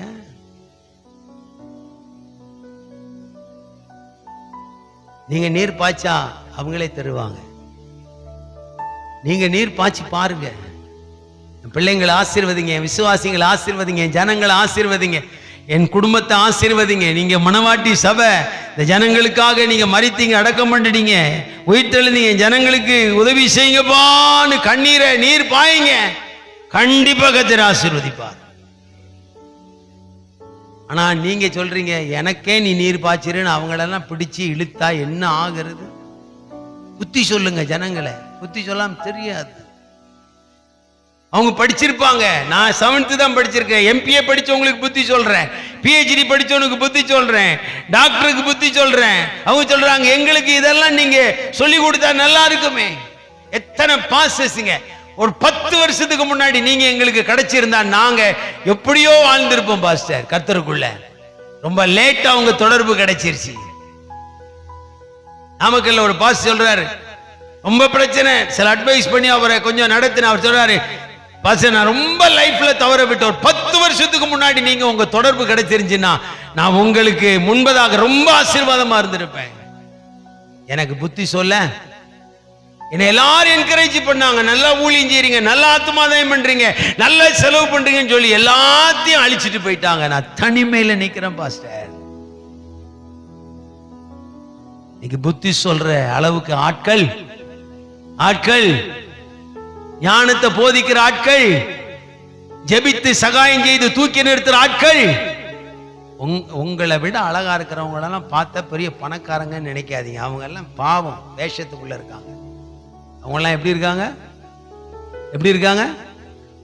எனக்கு தெரிஞ்ச ஒரு பாஸ்டர் மனைவி இருக்காங்க. போடுற சுடிதார்லாம் 5000 ரூபாய் 10,000 ரூபாய் சுடிதாரா இருக்கும். அழகா இருப்பாங்க. ஆனா நான் கேட்டேன் என்னம்மான்னு. அது பாஸ்டர் வெளிநாட்டில் இருக்கிறாங்க, அவங்க உபயோகப்படுத்தினதெல்லாம் வருஷத்துக்கு ஒரு முறை வரும்போது தந்துருவாங்க பாஸ்டர், நான் கொஞ்சம் ஆல்டர் பண்ணி நான் போட்டுக்குவேன். என்னது? ஆனா இவங்களை பார்க்கும்போது வெளியில பார்க்காத எப்படி இருக்கும்? பகட்டா இருக்கும். நான் யாரை பார்த்து ஏமாற மாட்டேன். எவ்வளவு அழகா எவ்வளவு ட்ரிம்மா ட்ரெஸ் பண்ணிட்டு வந்தாலும் அழகா இருக்காங்களே இவங்க பணக்காரங்களா இருப்ப ஒருவரையும் பார்த்து ஏமாற மாட்டேன். எனக்கு நிறைய அனுபவங்கள் இருக்கிறது. ஒரு பாஸ்டர்ஸ் மீட்டிங்ல பிரசங்கம் பண்ண போயிருக்கிறேன் மெட்ராஸ்ல. கடைசியா ஒரு பாஸ்டர் மனைவிக்கு வந்திருக்காங்க. அந்த அம்மா ஒரு 40 பவுன் நகை போட்டிருக்கு. ஆள் அழகா இருந்துச்சு, நிறைய நகை போட்டிருக்கு, நிறைய நல்ல காப்பு, 4 காப்பு இந்த பக்கம் 4 காப்பு, பெரிய செயின், பெரிய மோதிரம். அந்த அம்மாவும் அந்த பாஸ்டர் ரொம்ப ட்ரிம்மா அழகா இருந்தாங்க, நல்ல ட்ரெஸ் பண்ணியிருந்தாங்க, வசதியா இருந்தாங்க. மீட்டிங் முடிஞ்சது, எல்லாரும் அவங்கள சுத்தி பேசிட்டு இருக்கிறாங்க. நான் ஸ்டேஜை விட்டு கீழே இறங்கல. ஒவ்வொரு பாஸ்டரா வந்து ஜோம் பண்ணிட்டே போனாங்க. கடைசியில இவங்க 2 பேரும், எனக்கு தெரியும் இவங்க எல்லாரை விட இவங்க பசி பெருசா இருக்குன்னு எனக்கு தெரியும். இங்க இருக்கிற எல்லாரை விட அவங்க பசி பெருசா இருக்குன்னு எனக்கு தெரியும். நான் அமைதியா எல்லாருக்கும் ஜோம் பண்ணி இருந்தேன். கடைசியா இவங்களும் வந்தாங்க. வந்த உடனே அவங்க பிரச்சனையெல்லாம் சொன்னாங்க பாருங்க. அந்த 40 பவுன் நகை ஒரு தூசிக்கு கூட உதவாது. நான் அவங்களுக்கு கொஞ்ச நேரம் புத்தி சொல்லி ஜோமணி முடிச்ச உடனே எல்லாரும் போன உடனே ஒரு பாஸ்டர் அங்கிருந்து வந்தாரு. அவர் வந்து சொன்னார், நீங்க எல்லாருமே கரெக்டா ஜட்ஜ் பண்ணி வச்சிருக்கீங்களே, அது எப்படி உங்களுக்கு அந்த கிருமி எனக்கு கொஞ்சம் கொடுத்துட்டு போங்க. ரொம்ப மேக்கப்ல இருக்கிறாங்கன்னா ரொம்ப தேவையோடு இருக்காங்கன்னு அர்த்தம். ரொம்ப மேக்கப்ல இருக்காங்கன்னா ரொம்ப பகட்டா இருக்காங்கன்னா. ஆனா பைபிள் எழுதி யாக்கோப்புல ஐஸ்வர்யமா இருக்கிற மாதிரி வர்ற ஆளுங்களை பார்த்த உடனே சேர் தொடச்சி உட்கார வைக்கிறீங்க. ஏன்னா ஏதாவது கிடைக்குமா? ஏதாவது பாவிங்களா, தண்ணி பாய்க்கிற வேலையை ஒரு பாசம் செய்யறது இல்லைங்க. ஜனங்களுக்காக அழுங்க. ஏசுராஜ் பாஸ் மனைவி நேத்து சொன்னாங்க, நம்ம சர்ச்சி பிரதேசத்துக்கு எல்லாருக்கும் வெள்ளை புடவை எடுத்து கொடுத்து எல்லாரையும் வெள்ளைன்னு நிறுத்தணும். யார் வெள்ளை புடவை கட்டினா நமக்கு என்ன? அதுதான் தண்ணி பாய்க்கிற அனுபவம். அதுதான் என்ன அனுபவம்? இதுதான் என்னது? இதுதான் நடுகிற அனுபவம். யார் வெள்ளைச்சலை கட்டினா அந்த அம்மாவுக்கு என்ன? அதை வாழ்ந்துட்டு போகுது அப்படின்னு விட்டுருக்கலாம்ல. அவன் சொன்னா எல்லாருக்கும் வெள்ளைச்சலை கட்டி நம்ம சபை விசுவாசிகள்லாம் அப்படியே வெள்ளைன்னு இருக்கணுமா அப்படின்னாங்க. நாம யோசித்து பார்த்தேன், இதுதான் தண்ணி பாய்க்கிற அனுபவம். கிராமத்து ஜனங்க தானே. நம்ம வேலை பிரதேசம் நல்லா முடிஞ்சிடலான்னு யோசிக்கலையே. ஜனங்களை எடுத்து காட்டணும், ஜனங்களை தூக்கி நிறுத்தணும். தண்ணி பாய்க்கிற விசுவாசிங்க, தண்ணி பாய்க்கிற பாஸ்டர்ஸ்க்கு மனைவி எத்தனை பேர் இருக்கிறீங்க? அவ இப்படி பேசுறா, அவ அப்படி பேசுறா, அவ அப்படி மறைக்கிறா, அவ அப்படி காட்டிட்டு போறா, இவ இப்படி காட்டிட்டு போறான். எத்தனை பாஸ்டர்ஸ்க்கு மனைவிங்க விசுவாசிங்களை தவறா பேசுறீங்க? இதுதான் நீர் பாய்க்கிற அனுபவமா?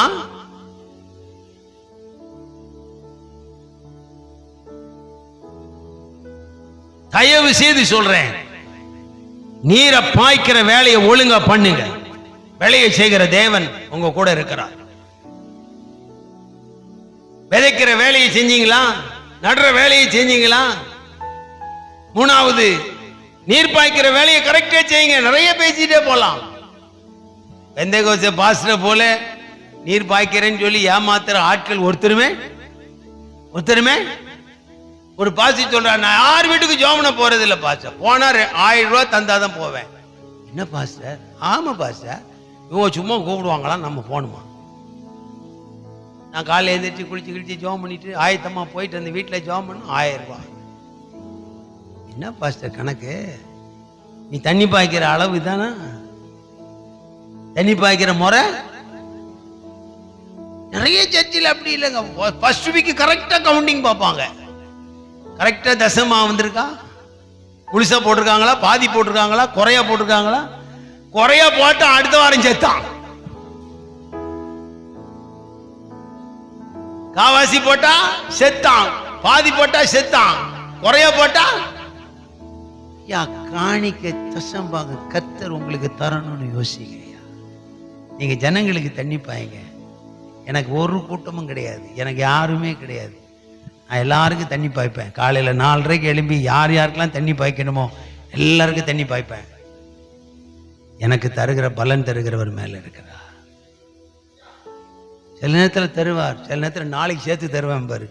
நான் சொல்லுவேன், எனக்கு இன்னைக்கே பசிக்க அடக்கிக்க, நாளைக்கு தரேன் பாரு. அக்கா நாளைக்கு தண்ணி பாய்க்காம இருக்க முடியுமா? நாளைக்கும் பண்ணி பாய்ப்பேன். சில நேரத்தில் பாய்ச்சதுக்கே திரும்ப பாய்க்க சொல்லுவார்.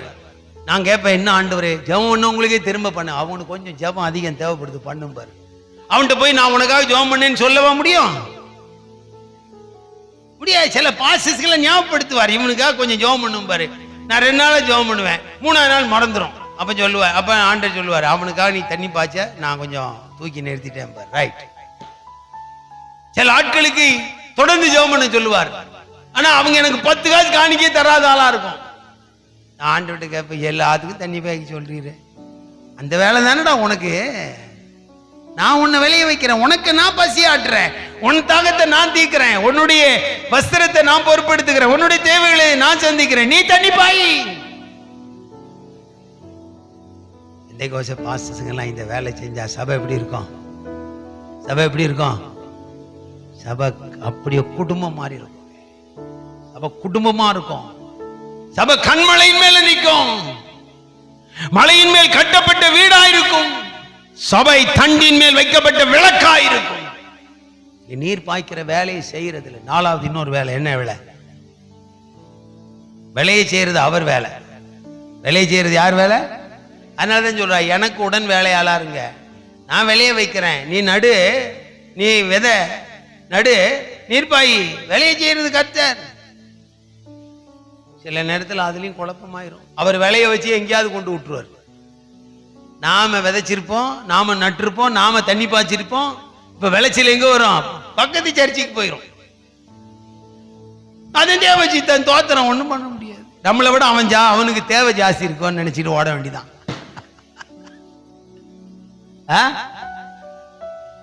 ஒண்ணும் பண்ண முடியாதுங்க. இந்த வருஷம்லாம் எனக்கு தர வேண்டியவங்களை ஒரே ஒரு ஊழியக்காரங்க அப்படியே கவர் பண்ணி இழுத்துட்டு போயிட்டாங்க, அப்படியே கொண்டு போயிட்டாங்க. என்னால யாருக்குமே எந்த ஹெல்ப்பும் பண்ண முடியல. இன்னைக்கு காலையில் வரைக்கும் அவங்களுக்கு தண்ணி பாய்க்கிறேன். நான் பல பேருக்கு செஞ்ச உதவிகள் எல்லாம் என்னால செய்ய முடியாம ஆகி போச்சு. ஆனாலும் காலையில் எழும்பினோடனே தண்ணி பாய்ப்பேன். அன்றோடு சொல்லுவேன், உயிர் இருக்கிற வரைக்கும் தண்ணி ஜெபம் பண்ணிட்டு இருக்கேன். இதுக்கு மேல கிரியை செய்கிறது யாருடைய வேலை? எனக்கு தர்றதை எங்கேயோ கொண்டு கொடுக்குறாங்கன்னு நான் சொல்ல முடியல. எனக்கு நீங்க தந்துருங்க. நான் யாரையும் குறை சொல்லலை, யாரையும் குற்றப்படுத்தலை, யாரும் தரலன்னு சொல்லலை. எனக்கு என்னமோ நீங்க தந்துருங்கப்பா. அல்லேலூயா. ஏன்னா எனக்கு வேலையை செய்கிறது கர்த்தர் தானே. ஆமென். 1 பேதுரு 5 என்ன எழுதுறாரு? 2 வசனம் வாசிங்கள. 2 பேதுரு 5 1 4.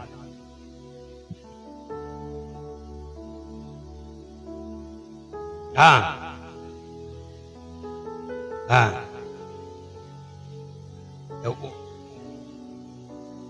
இல்ல 1 பேதுரு 5. ஆ ஆ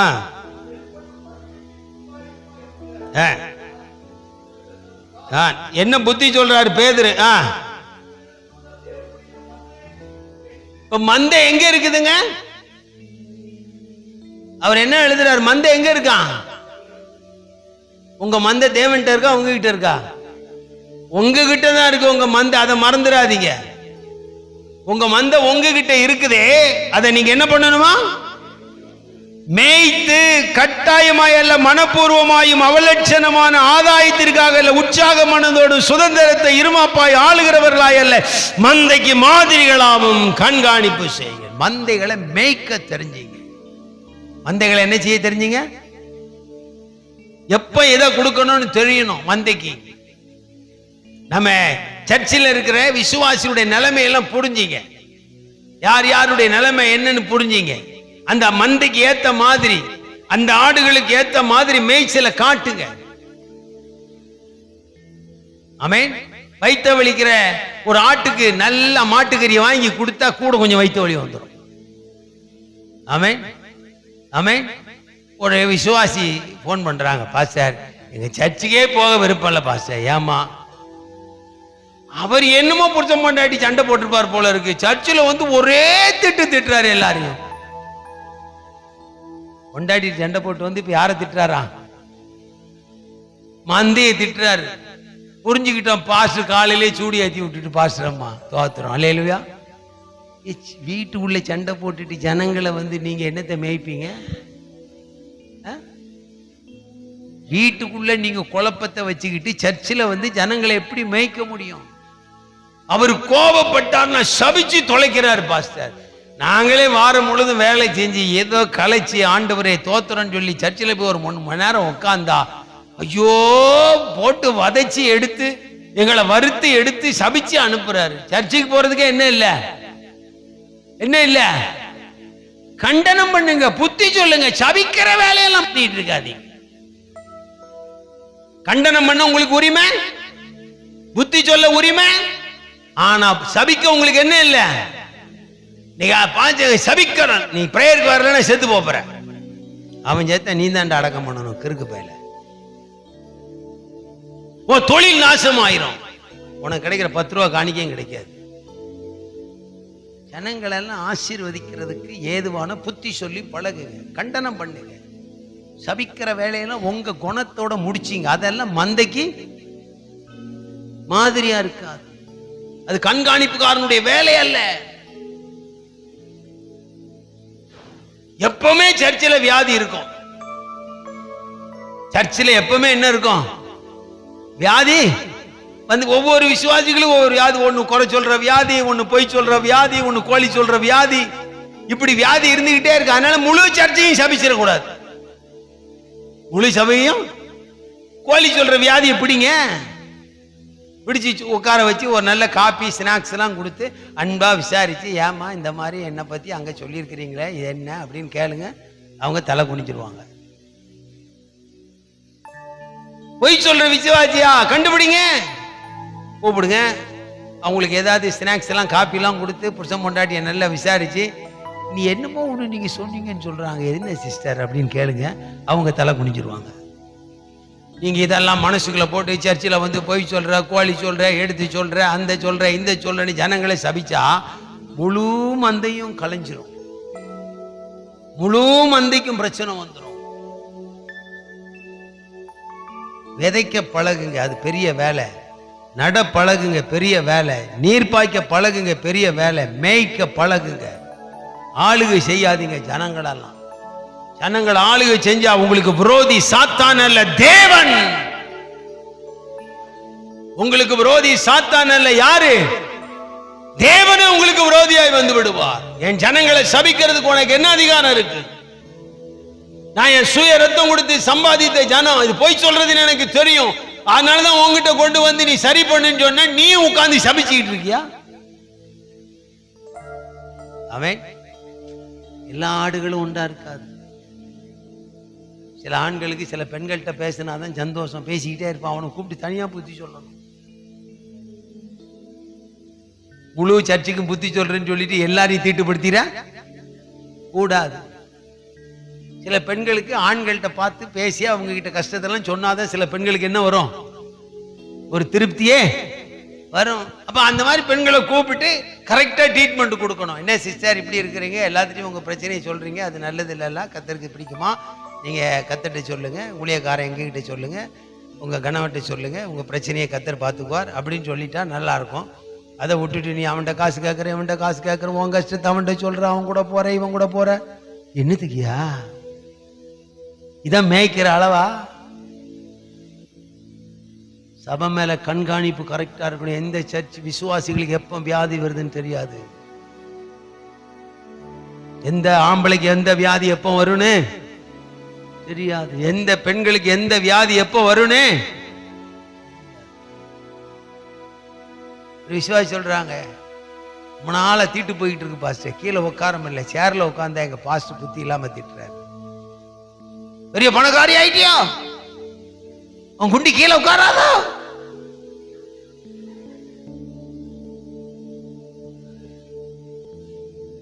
என் நிலைமை எனக்கு தெரியும் பாஸ்டர், அவர்கிட்ட போய் இதை சொல்ல முடியுமா? புத்தி இல்லாத மேய்ப்பர்கள் 20 வருஷம் கீழே உட்கார்ந்த விசுவாசி இன்னைக்கு ஒரு சேர்ல உட்காருதுன்னா உடனே கண்காணி. மெய்ப்பனுக்கு அழகாதுதான்.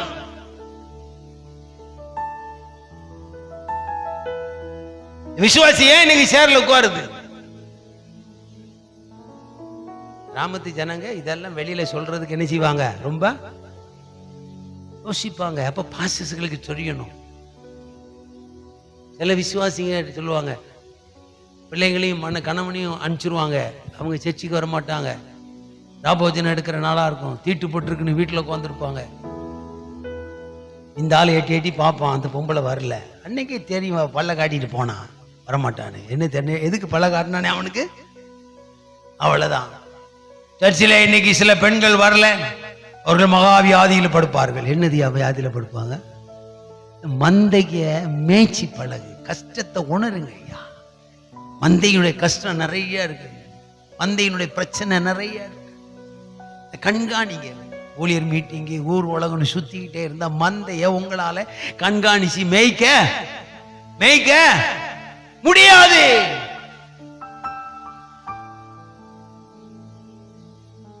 தாழ்வில் நினைத்தவரை துதியுங்கள், அவர் கிருபை என்றும் உள்ளது என்றதை ஒரே வார்த்தையோடு சொல்லி ஆண்டவருக்கு தாழ்வில கர்த்தர் உங்களை நினைச்சாரு. நீங்க தாழ்வில் இருக்கிறவங்களை நினைக்கிறீங்களா? விசுவாசி தாழ்வில் இருக்கும்போது கிண்டல் பண்றீங்க, விசுவாசி தாழ்ந்து போகும்போது நக்கல் பேசுறீங்க. அன்னைக்கே ஜோமன்னு சொன்னேன், ஜோமன்ல இன்னைக்கு கஷ்டப்படுறாங்க. இந்த நக்கல் பேச்சு தேவையா? மெய்ப்பனுக்கு அழகா?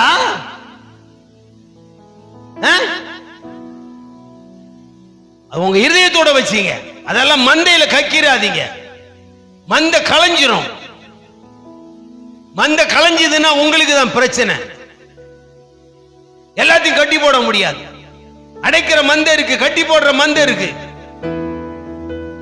மந்தைய கண்காணிச்சு மேய்க்க பழகுங்க. விசுவாசியுடைய நிலைமையை நன்கு அறிங்க, யார் யாருக்கு என்ன கஷ்டம். ஒரு பிரதர் சொல்றாரு, இந்த மாசம் தசமாம் கொடுக்க முடியாது பாஸ்டர், ஏப்ரல் மாசம். ஏன் பிரதர்? எங்க பாஸ்டருக்கு புரியாது பாஸ்டர், கடனை வாங்கி கொடுத்துருவேன். ஆபீஸ்ல இன்கம் டாக்ஸ் பிடிச்சுக்கிறான், மார்ச் மாசம் சம்பளமே வராது, இன்கம் டாக்ஸ் பிடிச்சிருவாங்க. நாங்க அன்னைக்கு சாப்பாட்டுக்கே கஷ்டப்படணும். அதுக்காகவே நாங்க ஏப்ரல் மாசம் வந்தா ரொம்ப சிக்கனமா செலவு பண்ணுவோம். எங்க பாஸ்டருக்கு புரியாது. நீ இருந்தா என்ன, செத்தா என்ன, 1ஆம் தேதி தசமாம் கொடுத்துறே.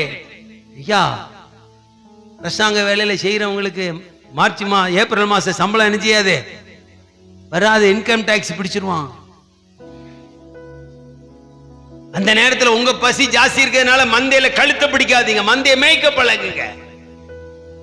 அழகா சொல்லி கொடுத்தாரு. 100 ஆடு இருக்கு, ஒரு ஆடு காணாம போயிடுச்சு, அதை தேடினாதான் அவனுக்கு தூக்கம் வருமா. 99 ஆடு இருக்கு, கவலைப்படலையே, அதை பத்தி யோசிக்கல. காணாமல் போகிற ஆடுகள் சர்ச்சுக்குள்ள இருப்பாங்க, ஆனா மன அளவில் அவங்க எப்பமோ காணாம போயிருப்பாங்க. சிந்தையில் அவங்க எப்பவுமோ காணாம அவங்களெல்லாம் தேடுங்க, கண்டுபிடிங்க, அந்த மெந்தைய மேய்க்க பழகுங்க. உங்க வேலை அதுதான். விதைக்கிற வேலை, நடுகிற வேலை, நீர் பாய்க்கிற வேலை, மேய்க்கிற வேலை ஒழுங்கா செஞ்சு பழகுங்க. இதெல்லாம் இந்த வருஷம் செஞ்சீங்களான்னு யோசித்து பாருங்க. தயவுசெய்து சொல்றேன், கண்ட ஊழியர் மீட்டிங் போறதெல்லாம் என்ன செய்யுங்க, இந்த பக்கம் திருநெல்வேலிக்கு போறது, இந்த பக்கம் தென்காசி போறது, இந்த பக்கம் குற்றாலம் போறது, இந்த பக்கம் மதுரை போறது. ஆமென். எவனா சோறு கொடுத்து படுக்க இடம் கொடுத்தா 3 நாள் அங்க போயிடுறது. கொண்டாட்டி பள்ளியை விட்டு கோடி ரூபா கொடுத்தாலும் எங்களெல்லாம் கொண்டு போக முடியாது. அசையாது இந்த மரம். இன்னைக்கு நிறைய மரத்தை எங்க வேணாலும் நடலாம், அந்த மாதிரி ஆகி போச்சு. மதுரையிலேயா? ரைட். என்னப்பா சார், நேற்று திருநெல்வேலியில இருந்தீங்க, நீங்க மதுரைக்கு வந்திருக்கிறீங்க. ஆமா, நேற்று அந்த கம்பெனி ஊழியர் மீட்டிங், இன்னைக்கு இந்த கம்பெனி ஊழியர் மீட்டிங். அல்லேலூயா. திடீர்னு தென்காசியில் இருப்பார். எங்க? தென்காசி.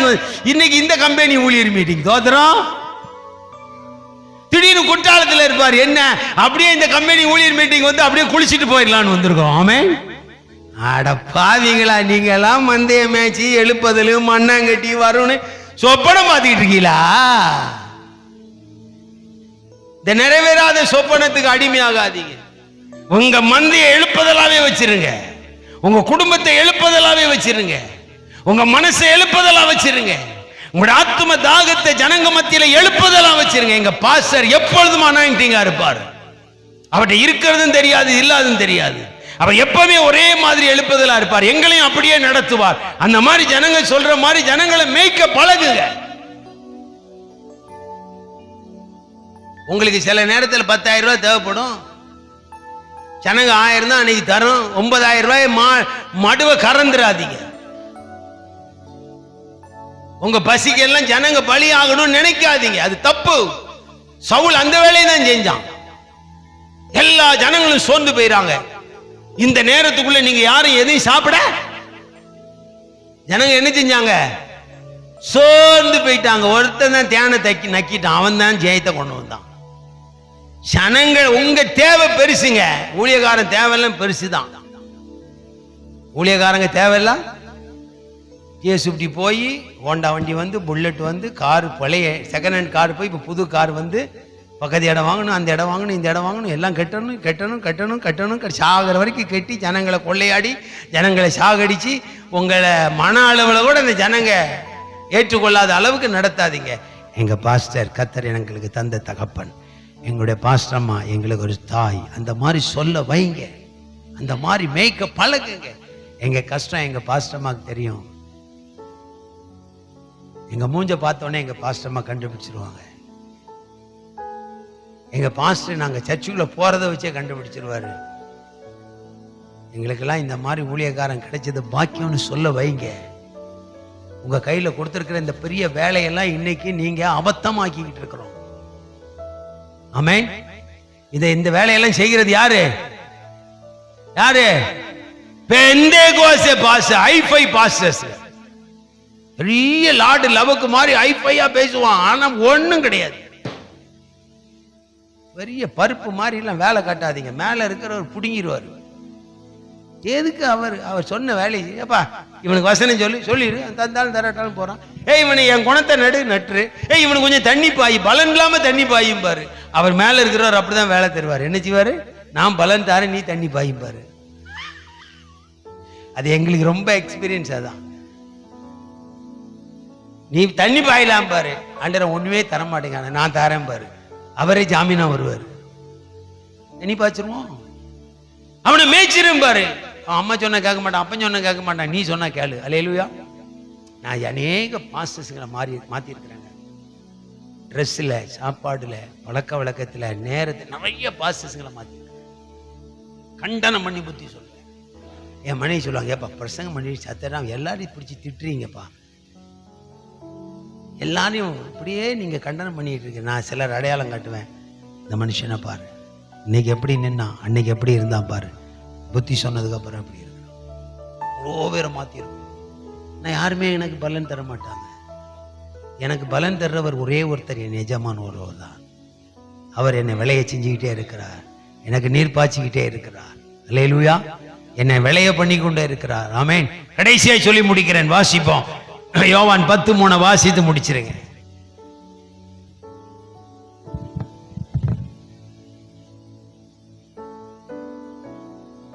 வாசிங்க யோவான் 10:3.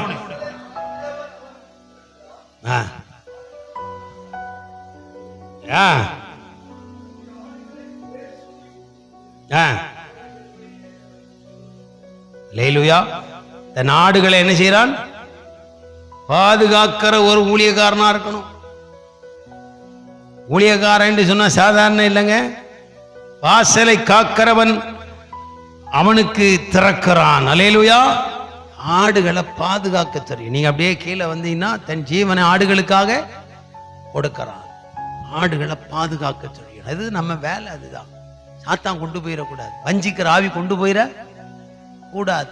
துருபதேசம் கொண்டு போயிட ஜனங்களுக்கு எங்கேயுமே கெட்டு குட்டிச்சுவராகாதபடி அவங்களை கரெக்டா பாதுகாக்கிற வேலை. இரவும் பகலும் பாதுகாத்து, அதுதான் உங்க வேலை. இடைவிடாம பாதுகாக்கணுமே, சோர்ந்து போகாம பாதுகாக்கணும். ஜனங்களெல்லாம் கழுது எங்கேயாவது போய் முட்டிட்டு வரட்டும்லாம் விட்டுற முடியாது. போப்படே, எங்க போறீங்க? நல்ல உபதேசத்தை விட்டுட்டு வேற எங்க போறீங்களா?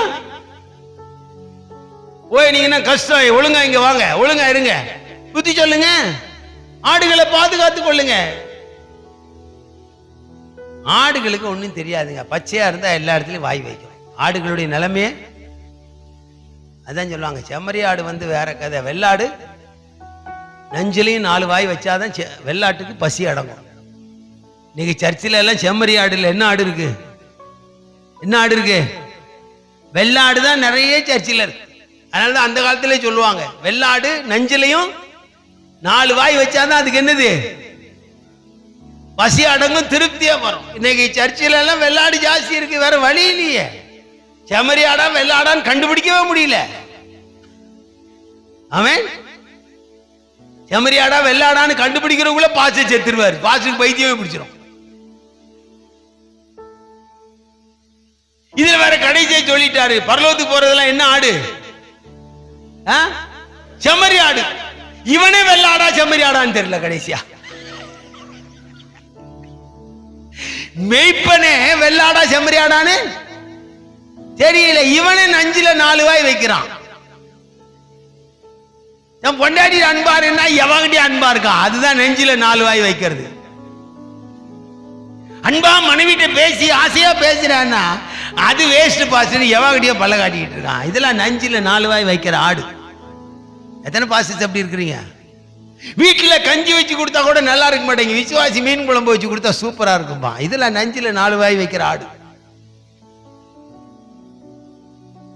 அங்க போய் சொல்லுவான், என் பொண்டாட்டிக்கு ஒண்ணுமே தெரியல, 4 பிள்ளை பெற்றிருக்கான், அவளை போய் ஒண்ணுமே தெரியலையா, அவ இப்பதான் கல்யாணம் பண்ணி 10 வருஷம் இளமையா இருப்பான், அவளுக்கு எல்லாம் தெரியும்னு அவ செஞ்சதெல்லாம் தின்னுட்டு இருப்பான். இதெல்லாம் நஞ்சில 4 வாய் வைக்கிற வெள்ளாட்டு குட்டி. ஏன் பாசத்துக்கு நிறைய பேர் இருக்காங்க. பாசத்துக்களை பத்தி பேசியே நான் தொலைஞ்சு போயிட்டேன். பேசக்கூடாதுன்னு நினைச்சாலும் என் வாயும் சும்மா இருக்க மாட்டேங்க. ஆண்டவரும் என் கூட சேர்ந்துக்கிறாரு. எல்லாத்தையும் சொல்லி தொலைச்சிடுற, அப்பா திருந்துவான்கன்றார். ஒரு விசுவாசி வீட்டுல போய் ஒரு பாசி சொல்றார். அந்த அம்மா எனக்கு போன் பண்றாங்க, பாச்சா அவர் எங்க வீட்டு பக்கமே வரக்கூடாதுன்னு சொல்லுங்க, நீங்களே சொல்லிருங்களேன். இல்ல பாச்சு நீங்க சொல்லுங்க. ஏன்? நான் இல்ல நேரத்துல என் மருமாட்டை நீ வச்ச மீன் குழம்பு நல்லா இருக்குன்னு சொல்றாரு. வீட்டுல பெரியவங்க இல்லாத நேரத்துல வெறும் மருமக மாத்திர இருக்கிற இடத்துல போய் மத்தியானம் சாப்பிடுறிய, உனக்கு அறிவு இல்லை?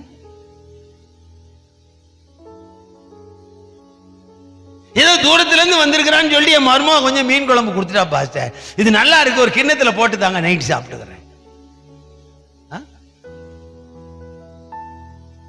38 வருஷம் ஊழியத்துல எங்கேயுமே சாப்பிட மாட்டேன். மதியானம் சாப்பிட்ற பழக்கம் கிடையாது.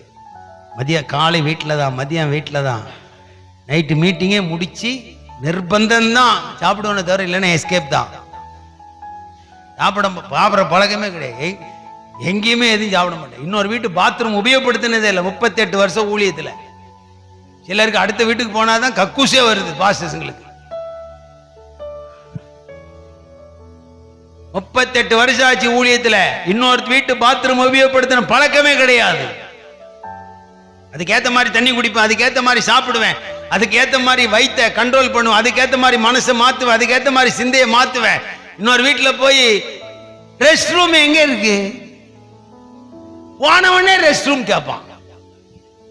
வீட்டில இருந்தானே போற, அறிவில்லை? ஊழியக்காரங்க இப்படிலாம் வாழக்கூடாதுங்க. நீங்க மந்தியை காக்கிறவங்க, நீங்க அப்படியே ராணுவ வீரர்கள் மாதிரி இருக்கணும்.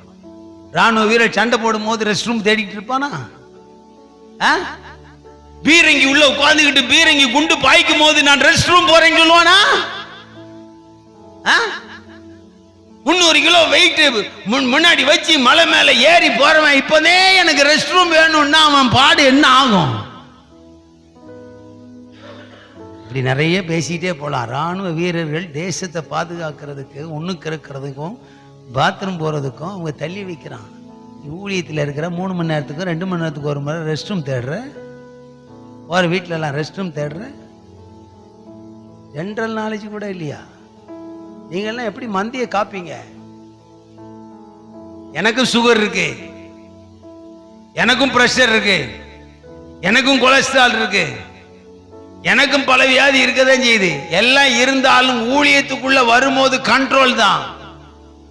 ஸ்கெட்ச் போட்டு தான் வாழுவேன், ஸ்கெட்ச் போட்டு தான் பேசுவேன், ஸ்கெட்ச் போட்டு தான் நடப்பேன். என்ன நான் கர்த்தருடைய வேலையை அவரோடு சேர்ந்து செய்யறேன். இங்க உட்காருங்க ஆண்டவரே, நான் அந்த வீட்டுக்கு போய் கக்கூஸ் போயிட்டு வந்துருந்தேன். இங்க உட்காருங்க, அந்த வீட்டுக்கு போய் பாத்ரூம் போயிட்டு வந்துருந்தேன். என் எஜமான் அப்படிப்பட்டவர்ல, அவர் ரொம்ப ஷார்ப்பா இருப்பார், ரொம்ப ஸ்ட்ரிக்டா இருப்பார். அவர் எனக்கு கொடுத்த வேலை பயங்கரமான வேலை, விதைக்கிற வேலை, நடுகிற வேலை, நீர் பாய்ச்சிற வேலை. ஆமென். அவர் கொடுத்த ஒவ்வொரு வேலையும் வேற யாரும் செய்ய முடியாது. என்னை தெரிஞ்செடுத்திருக்கிறார், உங்களை தெரிந்தெடுத்திருக்கிறார், தந்திருக்கிறார். இந்த 5 வேலையை இந்த வருஷம் நீங்க செஞ்சிருக்கிறீங்களா? இல்லைன்னா வருகிற வருஷமாவது செய்வதற்கு உங்களை கொஞ்சம் சீர்தூக்கி பார்க்கிறது நல்லது. அவர் சொல்ல சொன்னார், சொல்லிட்டேன். இதுக்கு மேல எனக்கும் உங்களுக்கும் எந்த சம்பந்தமும்? வார்த்தையை அனுப்பினவர் கர்த்தர், அவருக்கு நீங்க பதில் சொல்லிதான் ஆகணும். முழங்கால் போடுவோமா? கண்களை மூடுவோமா? இந்த மாதிரி வேலை செஞ்ச ஊழியக்காரங்களே இருந்தா நீங்க பாக்கியவான். நான் காலையில இருந்து ஓடிக்கிட்டே இருக்கேன் பாஸ்டர். என்ன வேலை செஞ்ச? ஓடுறதுதான் வேலையா? இந்த வேலை 5 வேலை நீங்க செஞ்சிருக்கிறீங்களா? செபிச்சுட்டே இருக்கிறோம் பாஸ்டர். எல்லாத்துக்கும் ஒரு நேரம் இருக்கு, எல்லாத்துக்கும் ஒரு சமயம் இருக்கு. முடியாதவங்க எளிமின்னு ஒப்பு கொடுங்க. முடிஞ்சவங்க முழங்கால் போட்டு ஆண்டோடு சொல்லுறேன், நான் இந்த வருஷம் விதைச்ச வேலை எப்படி செஞ்சிருக்கிறேன்னு கொஞ்சம் சீர்தூக்கி பாருங்க.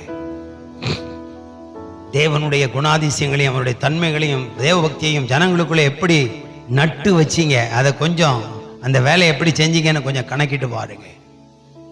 நீர் பாய்ச்ச வேலையை கணக்கிட்டு பாருங்க. ஜனங்களை எப்படி மேய்ச்சிங்க கணக்கிட்டு பாருங்க. ஜனங்களை எப்படி பாதுகாத்தீங்க மந்தைய கொஞ்சம் கணக்கிட்டு பாருங்க. இந்த வேலையெல்லாம் நீங்க செஞ்சிருந்தீங்கன்னா வருகிற ஆண்டு உங்களுக்கு நல்ல அறுவடை உண்டு, நல்ல அறுவடை உண்டு. ஆவியானவர் அதான் சொல்ற, இந்த வேலையை செய்த என் ஊழியனே, உனக்கு அறுவடை காத்திருக்கிறது, உனக்கு நல்ல விளைச்சல் காத்திருக்கிறது. உன்னுடைய சபையில் ஒரு விளைச்சல் வரும். ஒரு கைப்பிடி தானியம் விதைக்கப்பட்டிருக்கும், அதன் விளைச்சல் லீபனோனின் விளைச்சலை போல இருக்கும். சங்கீதம் 72 எழுதப்பட்டிருக்கிறது, ஒரு கைப்பிடி தானியம் விதைக்கப்பட்டிருக்கும், அதனுடைய விளைச்சல் லீபனோனின் விளைச்சலை போல இருக்கும். 5 விதமான வேலையை ஊழியக்காரங்க செய்யணும்னு கர்த்தர் அழைச்சி அபிஷேகம் பண்ணி ஆசீர்வதித்து நடத்தும் போது, இந்த வேலையை விட்டுட்டு ஊர் சுத்துறது, உலகம் சுத்துறது, காலையில இருந்து நைட்டு வரைக்கும் சுத்துறது சுத்துறது சுத்துறது வேண்டாம்.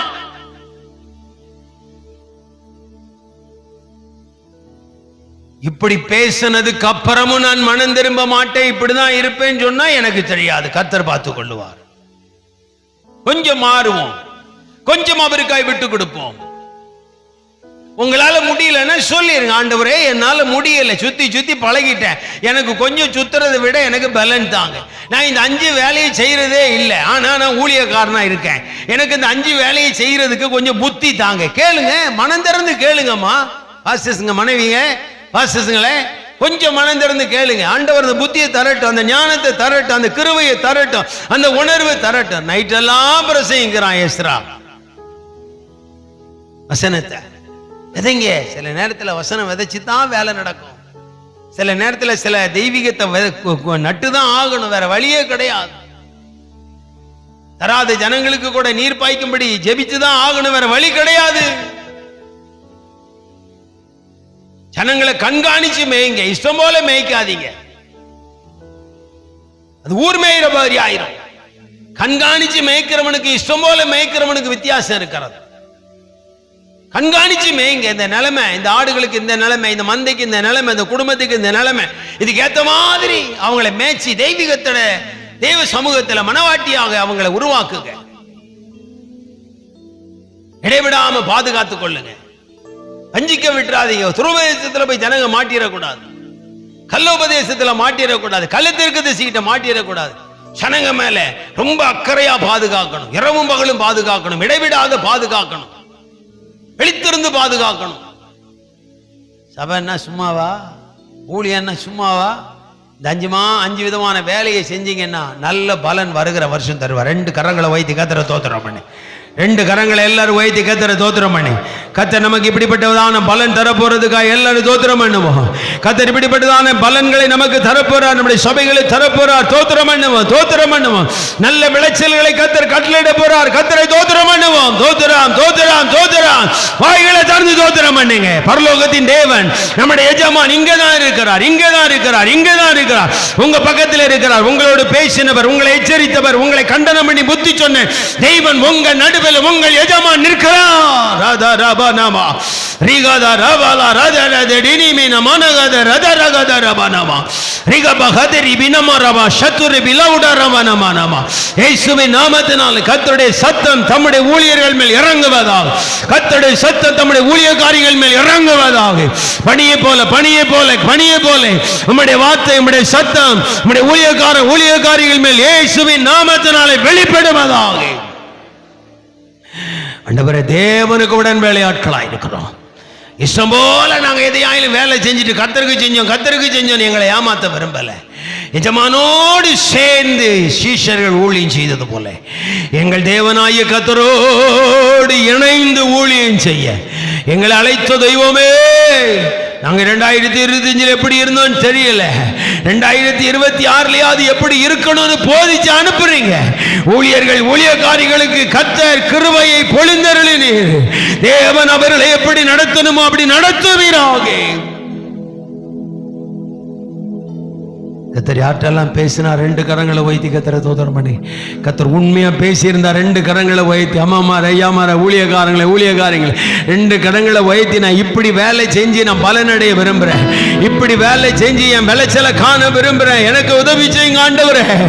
இயேசுவே, என் பரம தகப்பனே, என் எஜமானனே, என் சபையில ஒரு விளைச்சல், என் சபையில ஒரு பலன் உண்டாகணும். நான் இந்த மாதிரி 5 வேலை செய்ய என் அர்ப்பணிக்கிறேன்னு சொல்லுங்க. ஆவியானவர் உங்களோடு இருப்பார், உங்களை நடத்துவார், உங்களை ஆசீர்வதிப்பார், உங்களை உபயோகப்படுத்துவார். உங்களோடு இருக்கிறதை தம்முடைய ஜனத்துக்கு அடையாளம் காட்ட தேவன் நல்லவராயிருக்கிறார். இயேசுவின் நாமத்தில் பிதாவே, ஆமென்.